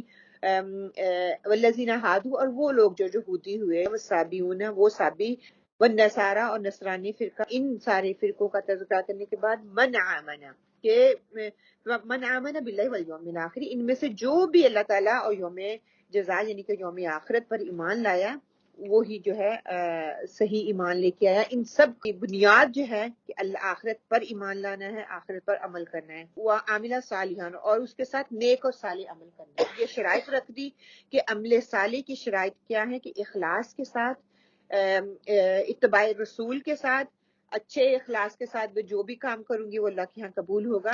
اچھا اخلاص ہے کیا؟ عمل صالح ہے کیا؟ صالح کس کو کہتے ہیں؟ نیک عمل۔ نیک عمل ہوں گے۔ اچھا نیک عمل کے لیے شرائط کیا ہے؟ وہ خالص اللہ کے لیے۔ تو خالص کیا ہے؟ اس میں ملاوٹ نہیں ہوتی۔ ملاوٹ نہیں ہوتی؟ کیسی ملاوٹ؟ جیسے شرک ہو گیا، ہاں دکھاوا۔ ہاں تو کس کے ساتھ یہ شریک کرتے ہیں؟ اللہ کے ساتھ، اللہ کے ساتھ، کہ صرف اور صرف اللہ کے لیے کام کرنا ہے۔ میں یہاں پہ بیٹھ کے کچھ پڑھ رہی ہوں، بتا رہی ہوں، تو میں یہ امید نہ رکھوں کہ مجھے آپ اٹھ کے کہیں واہ جی واہ بہت اچھا کر دیا، واہ جی واہ اس نے بہت اچھا کر دیا، یا فلاں بندہ بہت اچھا درس دیتا ہے۔ میری یہ نہیں ہے کتنے لوگ سن رہے ہیں، کتنوں کو فائدہ ہو رہا ہے۔ میرا تو دل اندر سے یہ کہ میں اللہ کے لیے کر رہی ہوں، آپ صلی اللہ علیہ وسلم کا یہ مشن ہے، اس کو آگے لے کے جانے کی کوشش کر رہی ہوں۔ اور یہ کہ اللہ کا پیغام جتنے لوگوں تک پہنچ جائے یہ میری سعادت ہے، اللہ تعالیٰ کی دی ہوئی توفیق سے ہے. اللہ تعالیٰ نے زبان میں اتنی طاقت رکھ دی، اتنی تاثیر رکھ دی، لوگ سن رہے ہیں الحمدللہ. یا اگر میں اس سے توقع رکھوں کہ اس کے ریٹرن میں بھی آپ میری ہر بات کو مانو یا میرے لیے یہ کام کرو یا وہ کام کرو، نہیں، خالص اللہ کے لیے کرنا، کسی کو اللہ کے ساتھ شریک نہیں ٹھہرانا. جو بھی کام خالص اللہ کے لیے کیا جائے گا وہ کہتے ہیں کہ وہ کام آسان نہیں ہوگا، وہ مشکل ہوگا اور قبول بھی وہی ہوگا. نیت کا کہہ دینا ہے کہ میں خالص اللہ کے لیے کر رہی ہوں، لیکن مجھے تکلیف پھر بھی ہوتی ہے، دوسرے نے اٹھ کے مجھے داد نہیں دی، دوسرے نے میری تعریف نہیں کی، ہے نا، کسی نے مجھے اپریسیشن ہی نہیں دی. اور پھر کیا دوسرے کا خوش کرنے کے لیے بھی ساتھ میں ہم کچھ کہہ دیتے ہیں نا، اور توقع رکھتی ہیں. نعوذ باللہ استغفر اللہ. کہتے ہیں کہ شیطان، وہ بک میں پڑھ رہی ہوں انشاءاللہ تعالیٰ اگر اللہ نے موقع دیا تو ہم اس کو ضرور پڑھیں گے، کہ شیطان کی چالیں، شیطان جو ہے وہ اتنے کہتی کہ اچھے کام کے ذریعے آپ کو اس لیول تک لے کے جاتا ہے اور پھر ایسا کام کرواتا ہے وہ سارے اچھے کام ختم. بہت باریک لائن ہے یہ، بہت مشکل ہے. کہنا بہت آسان ہے، کرنا بہت مشکل ہے. کہ خالص اور خالص اللہ کے لیے، کہ چھوٹی سی ریاکاری جو ہے وہ ہمارے سارے عمل کو جو ہے وہ ختم غارت کر کے رکھ دیتی ہے. آپ صلی اللہ علیہ وسلم دعا کیا کرتے تھے نا کہ اے اللہ مجھے اس شرک سے میں تیری پناہ چاہتا ہوں جس کو میں جانتا ہوں، اور اس شرک سے جو کہ میں نہیں جانتا.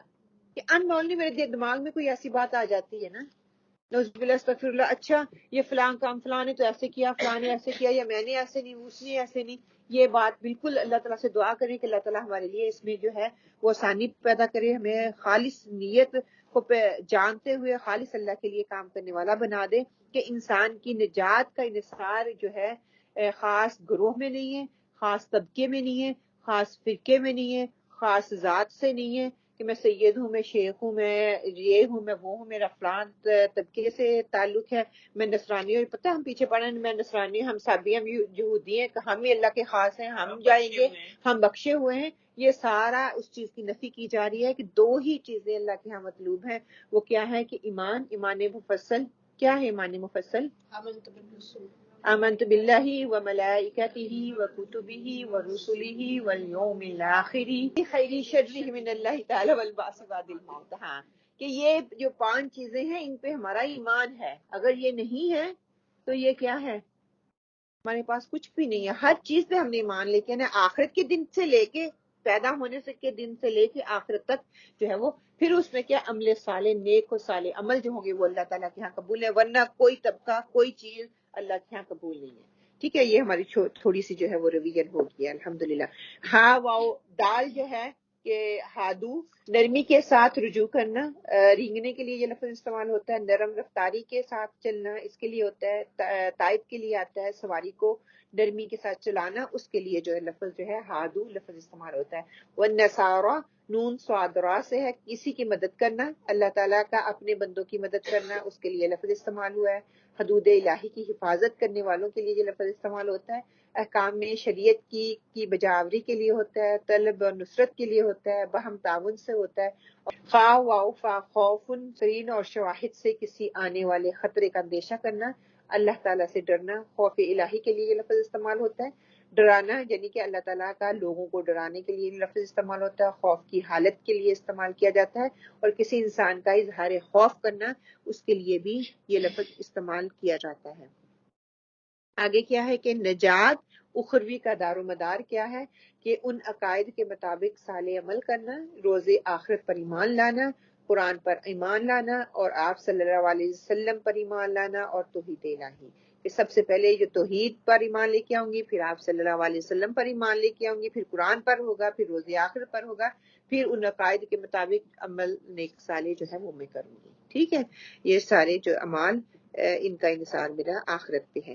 اور سیکھا یہی ہے کہ 2 ہی عمل قابل قبول ہوں گے، اگر اللہ تعالیٰ پر ایمان رکھتے ہوئے میں جو عمل کروں گی وہ، اور دوسرا جو ہے اخلاص. یہ 2 کام جو ہے یہ اللہ کے یہاں قابل قبول ہے. اگر ان کے ساتھ میرا کام نہیں ہے تو اللہ تعالیٰ جو ہے اس کو قبول نہیں کریں گے. آگے کیا ہے آیت نمبر 70 میں اللہ تعالیٰ فرماتے ہیں لَقَدْ أَخَذْنَا مِيثَاقَ بَنِي إِسْرَائِيلَ، ہم نے بنی اسرائیل سے پختہ عہد لیا. وَأَرْسَلْنَا عَلَيْهِمْ رُسُلًا، اور ان کی طرف رسول بھیجے یعنی کہ موسیٰ اور عیسیٰ کو بھیجا. كُلَّمَا جَاءَهُمْ رَسُولٌ، رسول بما لا تهوى انفسهم، جب بھی ان کے پاس کوئی رسول ایسی چیز لے کر آیا جن کو ان کے نفس جو ہے وہ پسند نہیں کرتے تھے، فریقم کذبوا و فریقا یقتلون، تو انہوں نے انبیاء کے ایک گروہ کو جھٹلایا اور ایک گروہ کو انہوں نے قتل کر دیا.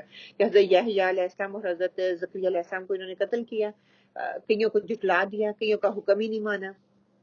یہاں پہ جو اللہ تعالیٰ کہتے ہیں میثاق پختہ عہد، بندگی عہد کہ کیا ہے وہ عہد لست جو فطری طور پہ ہر روح نے لیا ہے، اس کے لیے یہ لفظ استعمال کیا گیا. مولانا اشرف تھانوی کہتے ہیں کہ اصل بیماری خواہشات نفس ہے، کہ اگر یہ پوری ہو گئی تو مان لیا، ورنہ کیا ہے انبیاء علیہ السلام کو قتل کرنا شروع کر دو، ان کو رد کرنا شروع کر دو، اپنی خواہشات کی جو ہے تکمیل کرنا شروع کر دو. آگے وحاسبوا اللہ تکونوا فتنہ، اور بد عقیدہ. اوکے، آیت نمبر 70 کا میں روٹ ورڈ ہم دیکھ لیں جلدی سے.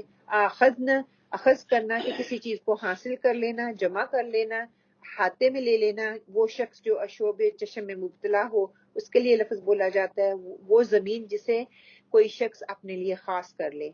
بنی با نون یا سے ہے کہ تعمیر کرنا. بیت اللہ کے لیے لفظ استعمال ہوتا ہے، مسافر کے لیے، چور کے لیے، پیٹ پرست کے لیے، اور بناتی قوم کی عمارتیں ان کے لیے استعمال ہوتا ہے.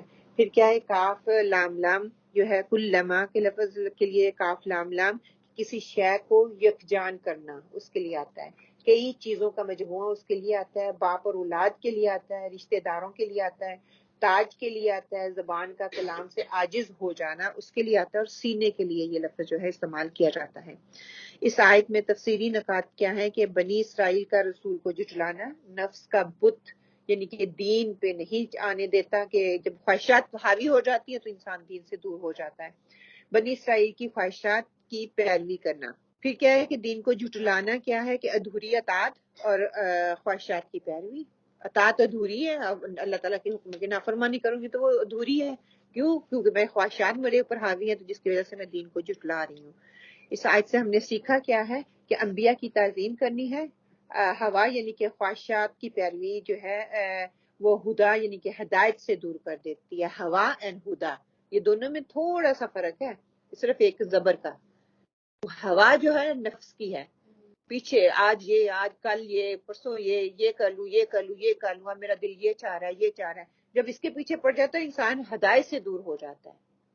پھر اللہ کی پرواہ نہیں رہتی، نمازوں کی پرواہ نہیں رہتی، فرائض کی ادائیگی کی پرواہ نہیں رہتی، سنتوں کی پرواہ نہیں، کیونکہ میں نفس کے خواہش کے پیچھے چل رہی ہوں، اس کو پورا کرنا ہے. دین پہ خواہشات کا غلبہ نافرمانی کی طرف لے جاتا ہے. اب یہ خود ریفلیکٹ کر لیں، جب ہمارا خواہش کی پیروی کرنی ہوتی ہے، ہر ہم برا کام کرتے ہیں اس کو تقویت دینے کے لیے. نافرمانی اور سرکشی کفر کی طرف جو ہے انسان کو لے جاتی ہے. آیت 71 میں کیا ہے وَحَاسِبُوا أَلَّا تَكُونُوا فِتْنَةً. اور یہ بد عقیدہ اور بد کردار لوگ خیال کرتے ہیں کہ وہ چاہے جو مرضی کرتے رہیں کہ کوئی فتنہ نہیں ہوگا، کہ انبیاء علیہ السلام کو ہم قتل کرتے رہیں، جو مرضی کرتے رہیں، ان کو کوئی فرق ہی نہیں پڑنے والا. اللہ تعالیٰ کہتے ہیں نہیں، فَعَمُوا وَصَمُّوا، وہ اندھے اور بہرے ہو گئے ہیں، ان کی آنکھیں جو ہے حق بات دیکھنے کے لیے تیار ہی نہیں ہیں، ان کا کان جو ہے حق کو سننے کے لیے تیار نہیں ہے. وہ پے در پہ جو ہے نبی ان کی طرف بھیجے گئے، انہیں حق کا راستہ دکھانے کی کوشش کی گئی، بلکہ انہوں نے کیا کیا؟ ہٹ درمی کا رویہ اختیار کیا، ان کو نہ مانا. ثم تاب اللہ علیہم، اللہ تعالیٰ نے بار بار توبہ کا موقع دیا. ثم عموا وثم کثیر منہم، تو ان میں سے کیا ہوا؟ ان میں سے اکثر نے اندھے اور بہرے بنے رہے، انہوں نے اس بات کو نہ دیکھا، نہ وہ دیکھ سکتا ہے نہ بول سکتا. اندھے اور بہرے، گنگا ہو اور دیکھنے والا ہو، چلو گنگا ہے دیکھ تو سکتا ہے نا، لیکن وہ کیا دیکھ بھی نہیں سکتے اور سن بھی نہیں سکتے. سبحان اللہ، بہت بڑی جو ہے نا سزا ہے کہ نہ وہ دیکھتا ہے نہ وہ سنتا ہے. استغفر اللہ. کہ نعوذ باللہ، اللہ تعالیٰ سورہ حج میں بھی کہتے ہیں نا فَإِنَّمَا لَا تَعْمَى الْأَبْصَارَ وَلَكِنْ تَعْمَى الْقُلُوبُ الَّتِي فِي الصُّدُورِ. فرمایا کہ اکثر و بیشتر ان کی ظاہری آنکھیں اندھی نہیں ہوتی، بلکہ ان کے دل کی آنکھیں جو وہ اندھی ہوتی ہیں، جس کی وجہ سے وہ دیکھ نہیں پاتے. حدیث کا مفہوم میں آتا ہے کہ انسان پھر نہ معروف کو معروف سمجھتا ہے نہ منکر کو منکر سمجھتا ہے. اس کو وہی چیز اچھی لگتی ہے، وہی چیز معلوم ہوتی ہے جو اس کی خواہش کے مطابق ہوتی ہے. اس کے نزدیک نیکی اور بدی کا معیار نفسانی خواہش کے سوا کچھ نہیں ہوتا.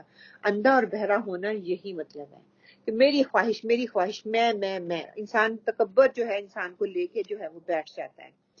پھر آگے اسی طرح آتا ہے کہ واللہ بصیر بما یعملون، اللہ تعالیٰ دیکھ رہا ہے جو کچھ وہ کرتے ہیں. کہ ہر فرقے، ہر پارٹی کا محاسبہ خود جو ہے وہ خود اپنا کر لیں.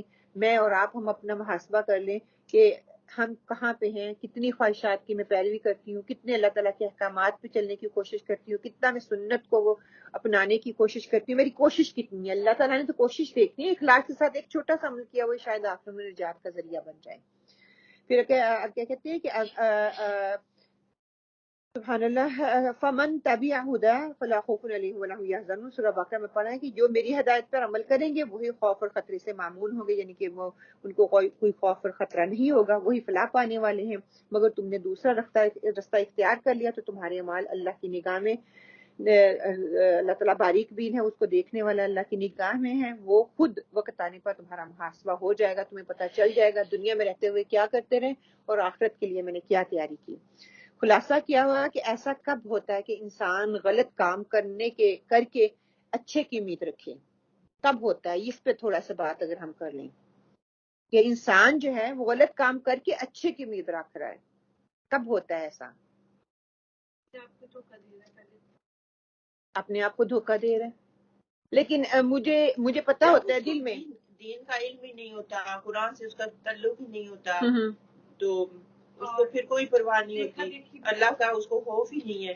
دیکھا دیکھی بھی ہو جاتا ہے. ٹھیک ہے، آپ کوئی غلط کام کر رہا ہے نا، مجھے پتا ہے شادی پہ یہ رسم و رواج ہو رہے ہیں، میں کہہ رہی ہوں غلط ہے، لیکن میں اس کا حصہ ہوں. کیوں؟ لوگوں کے ڈر سے. اچھا ٹھیک ہے، انسان غلط کام بھی کرتا ہے لیکن اس کی امید بھی یہی ہوتی ہے کہ میں بخشا جاؤں گا، مجھے اللہ معاف کر دے گا، میں بخشا جاؤں گا، اللہ معاف کر دیتا ہے. ہاں، وہ امیدیں بھی آگے ہم پڑھیں گے، امیدیں بھی لگا لیتے ہیں کہ ہم جیسے صابی اور نصرانی بھی گزرے نا، ہم اس لیے کہ حضرت عیسیٰ کو کہتے ہیں ہمارے لیے قربان ہو گئے، ہم بھی کہتے ہیں امت محمدی ہیں. آپ صلی اللہ علیہ وسلم نے تو آخر تک دعا کی تھی کہ میری امی واقعی انہوں نے دعا کی تھی امت میری کو بخش دینا.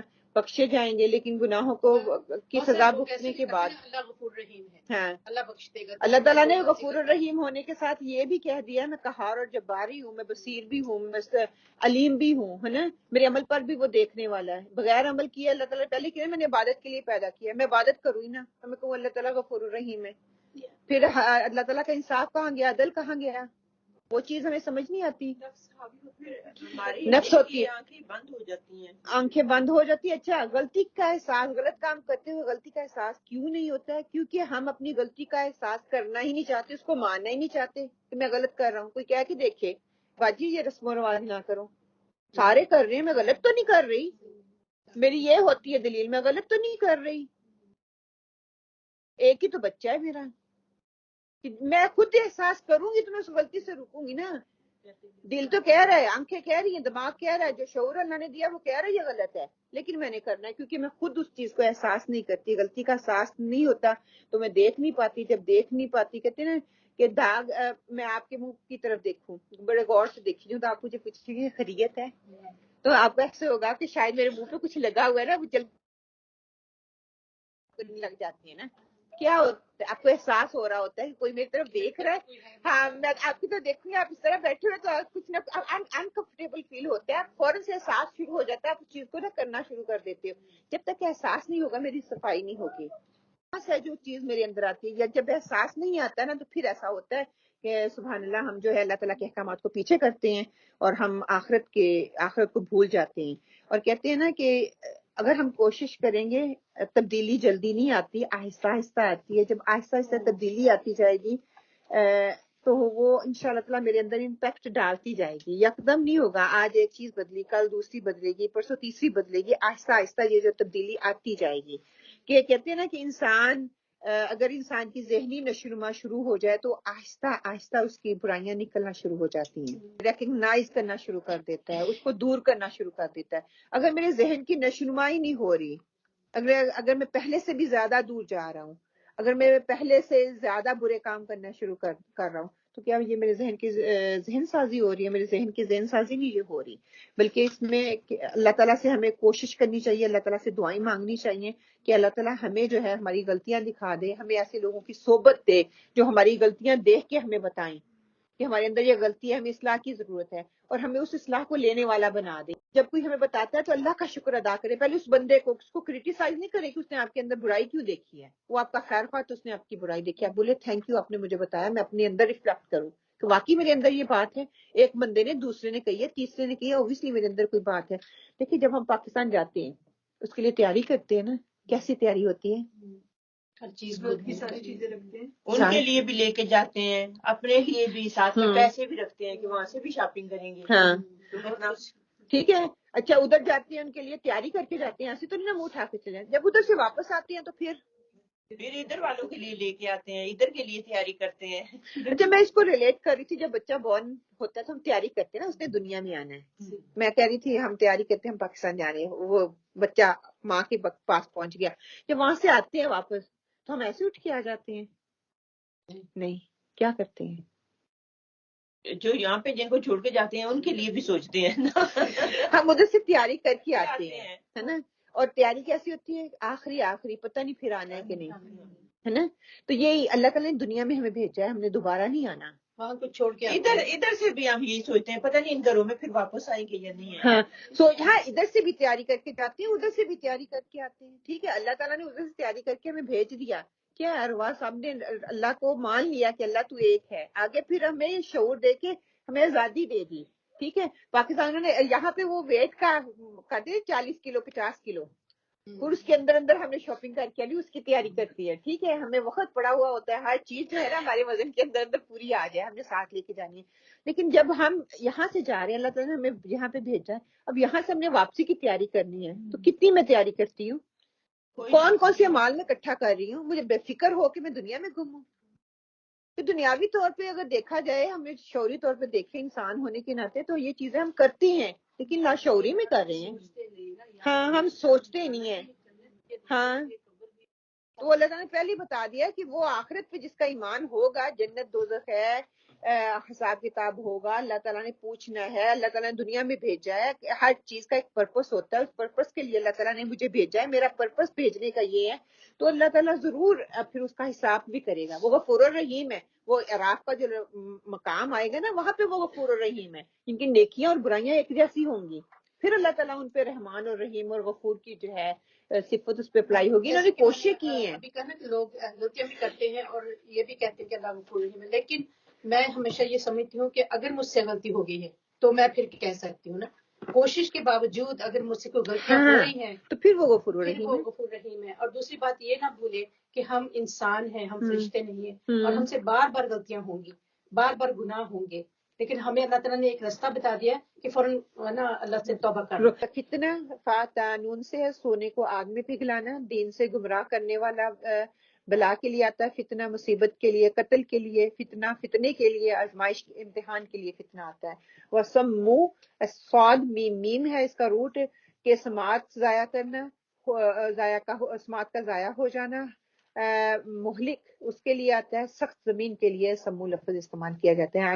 عمو یہ لفظ اللہ تعالیٰ نے استعمال کیا, عین میم یا, بصارت اور بصیرت دونوں کے لیے آتا ہے, کہ قسم کے اندھے پن کو کہا گیا, اور اندھے اور بہرے دونوں کے لیے لفظ کا استعمال ہوتا ہے. فقدان بصیرت کے لیے بھی آتا ہے, بادل, جہالت اور ریگستان کے لیے لفظ استعمال کیا جاتا ہے. پھر آگے کیا ہے, کثیر کا سارا کثرت سے آتا ہے, مالدار آدمی کے لیے آتا ہے, ایک دوسرے سے مال اور دولت اور عزت میں بڑھنے کی کوشش کرنے میں آتا ہے, اور بہت باتیں کرنے کے لیے. اچھا میں نے کچھ دنوں نا کثرت اور اس پہ برکت پہ کیا تھا, ہاں تو وہ آپ ضرور سننا یوٹیوب پہ جا کے کہ کثرت اور برکت میں کیا فرق ہے. ہم لوگ اللہ تعالیٰ سے دعائیں بھی کثرت کی کرتی ہیں, جب تک ہمیں اس چیز کا شعور نہیں نہ ہوگا کہ کثرت اور برکت میں فرق کیا ہے, تب تک ہم اپنی زندگیوں کو سدھار نہیں سکتے. کہ اللہ سے ہمیں برکت کی دعا کرنی ہے, ہمیں کثرت کی نہیں. لاکھوں میں کھیلیں گے لیکن اس میں برکت نہیں ہوگی, اور آپ کے پاس 10 پاؤنڈ بھی ہے نا, اس میں اتنی برکت ہوگی کہ آپ گھر کا سارا خرچہ بھی چلا لو گے. اولاد میں, وقت میں, صلاحیتوں میں اللہ سے برکت مانگے, کثرت نہ مانگے. ہم کثرت کے پیچھے بھاگ رہے ہیں تو دنیا جو ہے ہمیں کثرت کے پیچھے بھگا رہی ہے. برکت میں اللہ تعالیٰ اس میں برکت ڈال دے, اللہ کی طرف سے, وہ اللہ کا فضل ہے. اللہ تعالیٰ کہتے ہیں کہ دنیا کے لیے انسان رزق کے لیے نکلتا ہے. ایک بندہ ہے, انشاءاللہ تعالیٰ ہمارا جو نا اگلے ویک جو ٹاپک آ رہا ہے انشاءاللہ تعالیٰ ہم کر رہے ہیں, یا فلائر بھی لے جائیں، ہم لوگوں نے گروپس میں بھی شیئر کیا، تو وہ کہ آج کل حالات ایسے کیوں ہیں کہ انسان ہر کسی کو نفسی نفسی پڑی ہوئی ہے. ہمارے گھریلو حالات جو ہیں وہ تنگ پڑ رہی ہیں، ہمارے خرچے پورے نہیں ہو رہے. اس سے نبٹنے کا حل کیا ہے؟ کیوں حالات ایسے ہیں؟ کیوں ہم یہ سمجھتے ہیں؟ تو اس کے لیے آپ پلیز نیکسٹ وینسڈے کو ہے انشاءاللہ تعالی ہمارا 12 o'clock ہم سٹارٹ کریں گے. آپ خود بھی اس میں آئیں، دوسروں کو بھی، تاکہ ہمیں شاید اس میں کوئی تھوڑی ہیلپ مل سکے، ہم کس طرح سے اپنے پیسوں کو مینیج کر سکیں. اس میں ٹپس دی جائیں گی، اس میں بتایا جائے گا، قرآن اور سنت سے انشاءاللہ تعالی جاننے کی کوشش کریں گے کہ اس طرح کے حالات آ جائیں تو ہم کس طرح سے ان سے نپٹیں گے. پھر آگے کیا ہے؟ بصیر، با صاد را، آنکھ، دل کی بنائی، عبرت، چمکدار، اور ڈھال اور دکھانا اور سمجھانے کے لیے جو لفظ جو ہے اس میں اس کے لیے استعمال ہوتا ہے. کیا ہلاکت سے؟ ہلاکت سے. پھر تفسیری نکات میں کیا آتا ہے کہ بنی اسرائیل کا گمان کہ ہم انبیاء کی اولاد ہیں اس لیے ہم پر عذاب الہی جو ہے وہ نہیں آئے گا. ہم بھی کہتے ہیں نا ہم محمد صلی اللہ علیہ وسلم کی امت ہیں تو ہم پہ نہیں آئے گا. ان کے عقیدے نے انہیں جرائم پر دلیر کر دیا اور ہمارے عقیدے نے ہمیں بدعات پہ دلیر کر دیا. ہم نعتیں پڑھ کے خوش ہوتے ہیں، ہم محفل جما کے خوش ہوتے ہیں، اس میں اتنا غلو کرتے ہیں، اگلی آیات میں ہم پڑھیں گے اتنا غلو کر دیتے ہیں تو ہم اس میں تسکین محسوس کرتے ہیں. ہم کہتے ہیں اس محفل میں بڑی برکت ہوئی. کس طرح کی برکت ہوئی؟ گناہوں کی یا اللہ تعالیٰ کے ثواب کی؟ یہ ہمیں پونڈر آن کرنے کی ضرورت ہے. دوسرا اس کے علاوہ شرک بھی بہت ہمارے بہت شرک ہے. بخت نصر کی صورت میں ان پر عذاب الہی کے بعد ان کا رجوع اللہ ہوا، اللہ کی طرف سے خطاؤں کی معافی اور اللہ ان پر مہربانی. پھر خوشحالی کے بعد ان کے کفر میں زیادتی، دوبارہ انبیاء کا قتل، اور اللہ سب اعمال سے جو ہے اچھی طرح سے واقف ہے. اس پہ ہم نے بات کی. پھر ہم نے سفیان نے اس زبیر بن عدی سے بیان کیا ہے کہ ہم نے انس بن مالک رضی اللہ تعالیٰ کے پاس آئے اور ان سے حجان کی طرز عمل کی شکایت کی. انہوں نے کہا کہ صبر کرو، کیونکہ تم پر جو دور بھی آتا ہے تو اس کے بعد آنے والا دور اس سے بھی برا ہوگا، یہاں تک کہ تم اپنے رب سے جا ملو. میں نے تمہارے نبی صلی اللہ علیہ وسلم سے یہ کہتے ہوئے سنا ہے کہ جس دور کہتے نا جو وقت گزر رہا ہے وہ بہتر اور اچھا ہے، اس سے آنے والا وقت اس سے بھی برا ہوگا. اب ریفلیکٹ کر لیں کہ یہ نہیں کہ ہم کل بدل جائیں گے، ہم کل یہ کر لیں گے، نہیں، آج کو ہی غنیمت جانو، آج کو ہی بہتر جانو، آج پہ عمل کرنے کی کوشش کرو. کل کسی نے نہیں دیکھا. وہ اس سے بھی زیادہ کہیں یہ نہ ہو کہ وہ اتنا مجھے مجبور کر دے کہ نعوذ باللہ استغفر اللہ میں اچھا کام کر ہی نہ سکوں. میں سوچوں کہ کل اچھا تھا میں کل ہی کر لیتی. ہم کئی دفعہ ریگریٹ کرتے ہیں نا، اچھا تھا میں اسی وقت کر لیتی جب مجھے پتا چلا تھا. آج تو یہ ممکن ہی نہیں ہے. اچھا بہت پہلے باجی میں کلاس میں آئی تھی، اس وقت میں نے چھوڑ دیا. اب میں ریگریٹ کر رہی ہوں، اگر میں کلاس کرتی رہتی تو آج کہاں پہنچ جاتی، آج میں بدل جاتی نا. تو اسی چیز کو پکڑ لیں، تھام لیں. آنے والا وقت کیسا ہے یہ ہمیں نہیں پتا. وہ آپ صلی اللہ علیہ وسلم نے بتا دیا نا، وہ آنے والا وقت پہلے گزرے ہوئے وقت سے زیادہ مشکل اور برا ہوگا. اللہ کی مہلت کو خوش قسمتی سمجھنے کے اثرات کیا ہیں؟ کہ گناہوں پر ڈٹے رہنا، اللہ کے نیک بندوں کی تذلیل کرنا، اپنا محاسبہ نہ کرنا، اور غیر سنجیدگی سے کلام الہی کو سننا. اب آپ اپنا محاسبہ کر لیں، میں نے کسی کو کچھ نہیں کہنا، آپ اپنا محاسبہ خود کریں کہ جب اللہ کی مہلت خوش قسمتی سمجھنے کے اثرات کیا ہے کہ اللہ کی مہلت ہوتی ہے، اللہ تعالیٰ ہمیں مہلت دیے جا رہا ہے لیکن ہم اس کا غلط فائدہ اٹھاتے جا رہے ہیں. ہم نے آج کی آیات سے سیکھا کیا ہے؟ آیت نمبر 71 سے کہ گناہوں کو کبھی چھوٹا نہیں سمجھنا چاہیے. چھوٹے چھوٹے گناہ جو ہیں ایک بڑا بار بن جاتے ہیں اور قیامت والے دن پھر اس کو دیکھیں گے یہ اتنے گناہ کہاں سے آئے. چھوٹے چھوٹے، کبھی جھوٹ بول لیا، کبھی کسی کی حق تلفی کر دی، ایویں مقصد نہیں ہوتا، بس ایسے کرتے جا رہے ہیں. ہاں، چگلی کر دی، غیبت کر دی. نعمتوں کی قدر کرنی ہے. جو بھی نعمت اللہ تعالیٰ نے دی ہے ہم نے اس کی قدر کرنی ہے، اور اللہ کی طرف سے نعمت کے بعد سرکشی نہیں کرنی. جو اللہ تعالیٰ نے نعمت دے دی ہے اس میں بڑھنا نہیں ہے، اس میں غلو نہیں کرنا، سرکشی نہیں کرنی. اپنے اعمال کی فکر کرنی ہے، اپنے ساتھ ساتھ دوسروں کے اعمال کی بھی فکر کرنی ہے انشاءاللہ تعالیٰ. اور اللہ تعالیٰ سے دعا کرتے ہیں اللہ سبحانہ وتعالیٰ جو آج ہم نے پڑھا ہے، ہماری 7 آیات پھر رہ گئی ہیں، انشاءاللہ تعالیٰ ہم اگلے بھی کچھ کو کمپلیٹ کرنے کی کوشش کریں گے. اللہ سبحانہ وتعالیٰ ہماری عملوں کو بدل دے. اللہ تعالیٰ ہماری نیتوں کو خالص کر لے اپنے لیے. ہر عمل جو بھی ہم کرتے ہیں دین کے لیے، دنیا کے لیے، وہ خالص اللہ کے لیے ہے. اللہ تعالیٰ اس میں برکت ڈال دے. اللہ سبحانہ تعالیٰ ہمارے وقت میں، ہماری صلاحیتوں میں، ہمارے علم میں، ہمارے عمل میں، ہر چیز میں برکت ڈال دے. اللہ تعالیٰ ہمارے علم کو بڑھائے لیکن برکت کے ساتھ، تاکہ ہم حکمت کے ساتھ دوسروں کے ساتھ جو ہے معاملات کر سکیں. اور ربنا تقبل منا انك انت السميع العليم وتب علينا انك انت التواب الرحيم. وقولوا قولي هذا واستغفر الله لي ولكم. آمين اللهم آمين.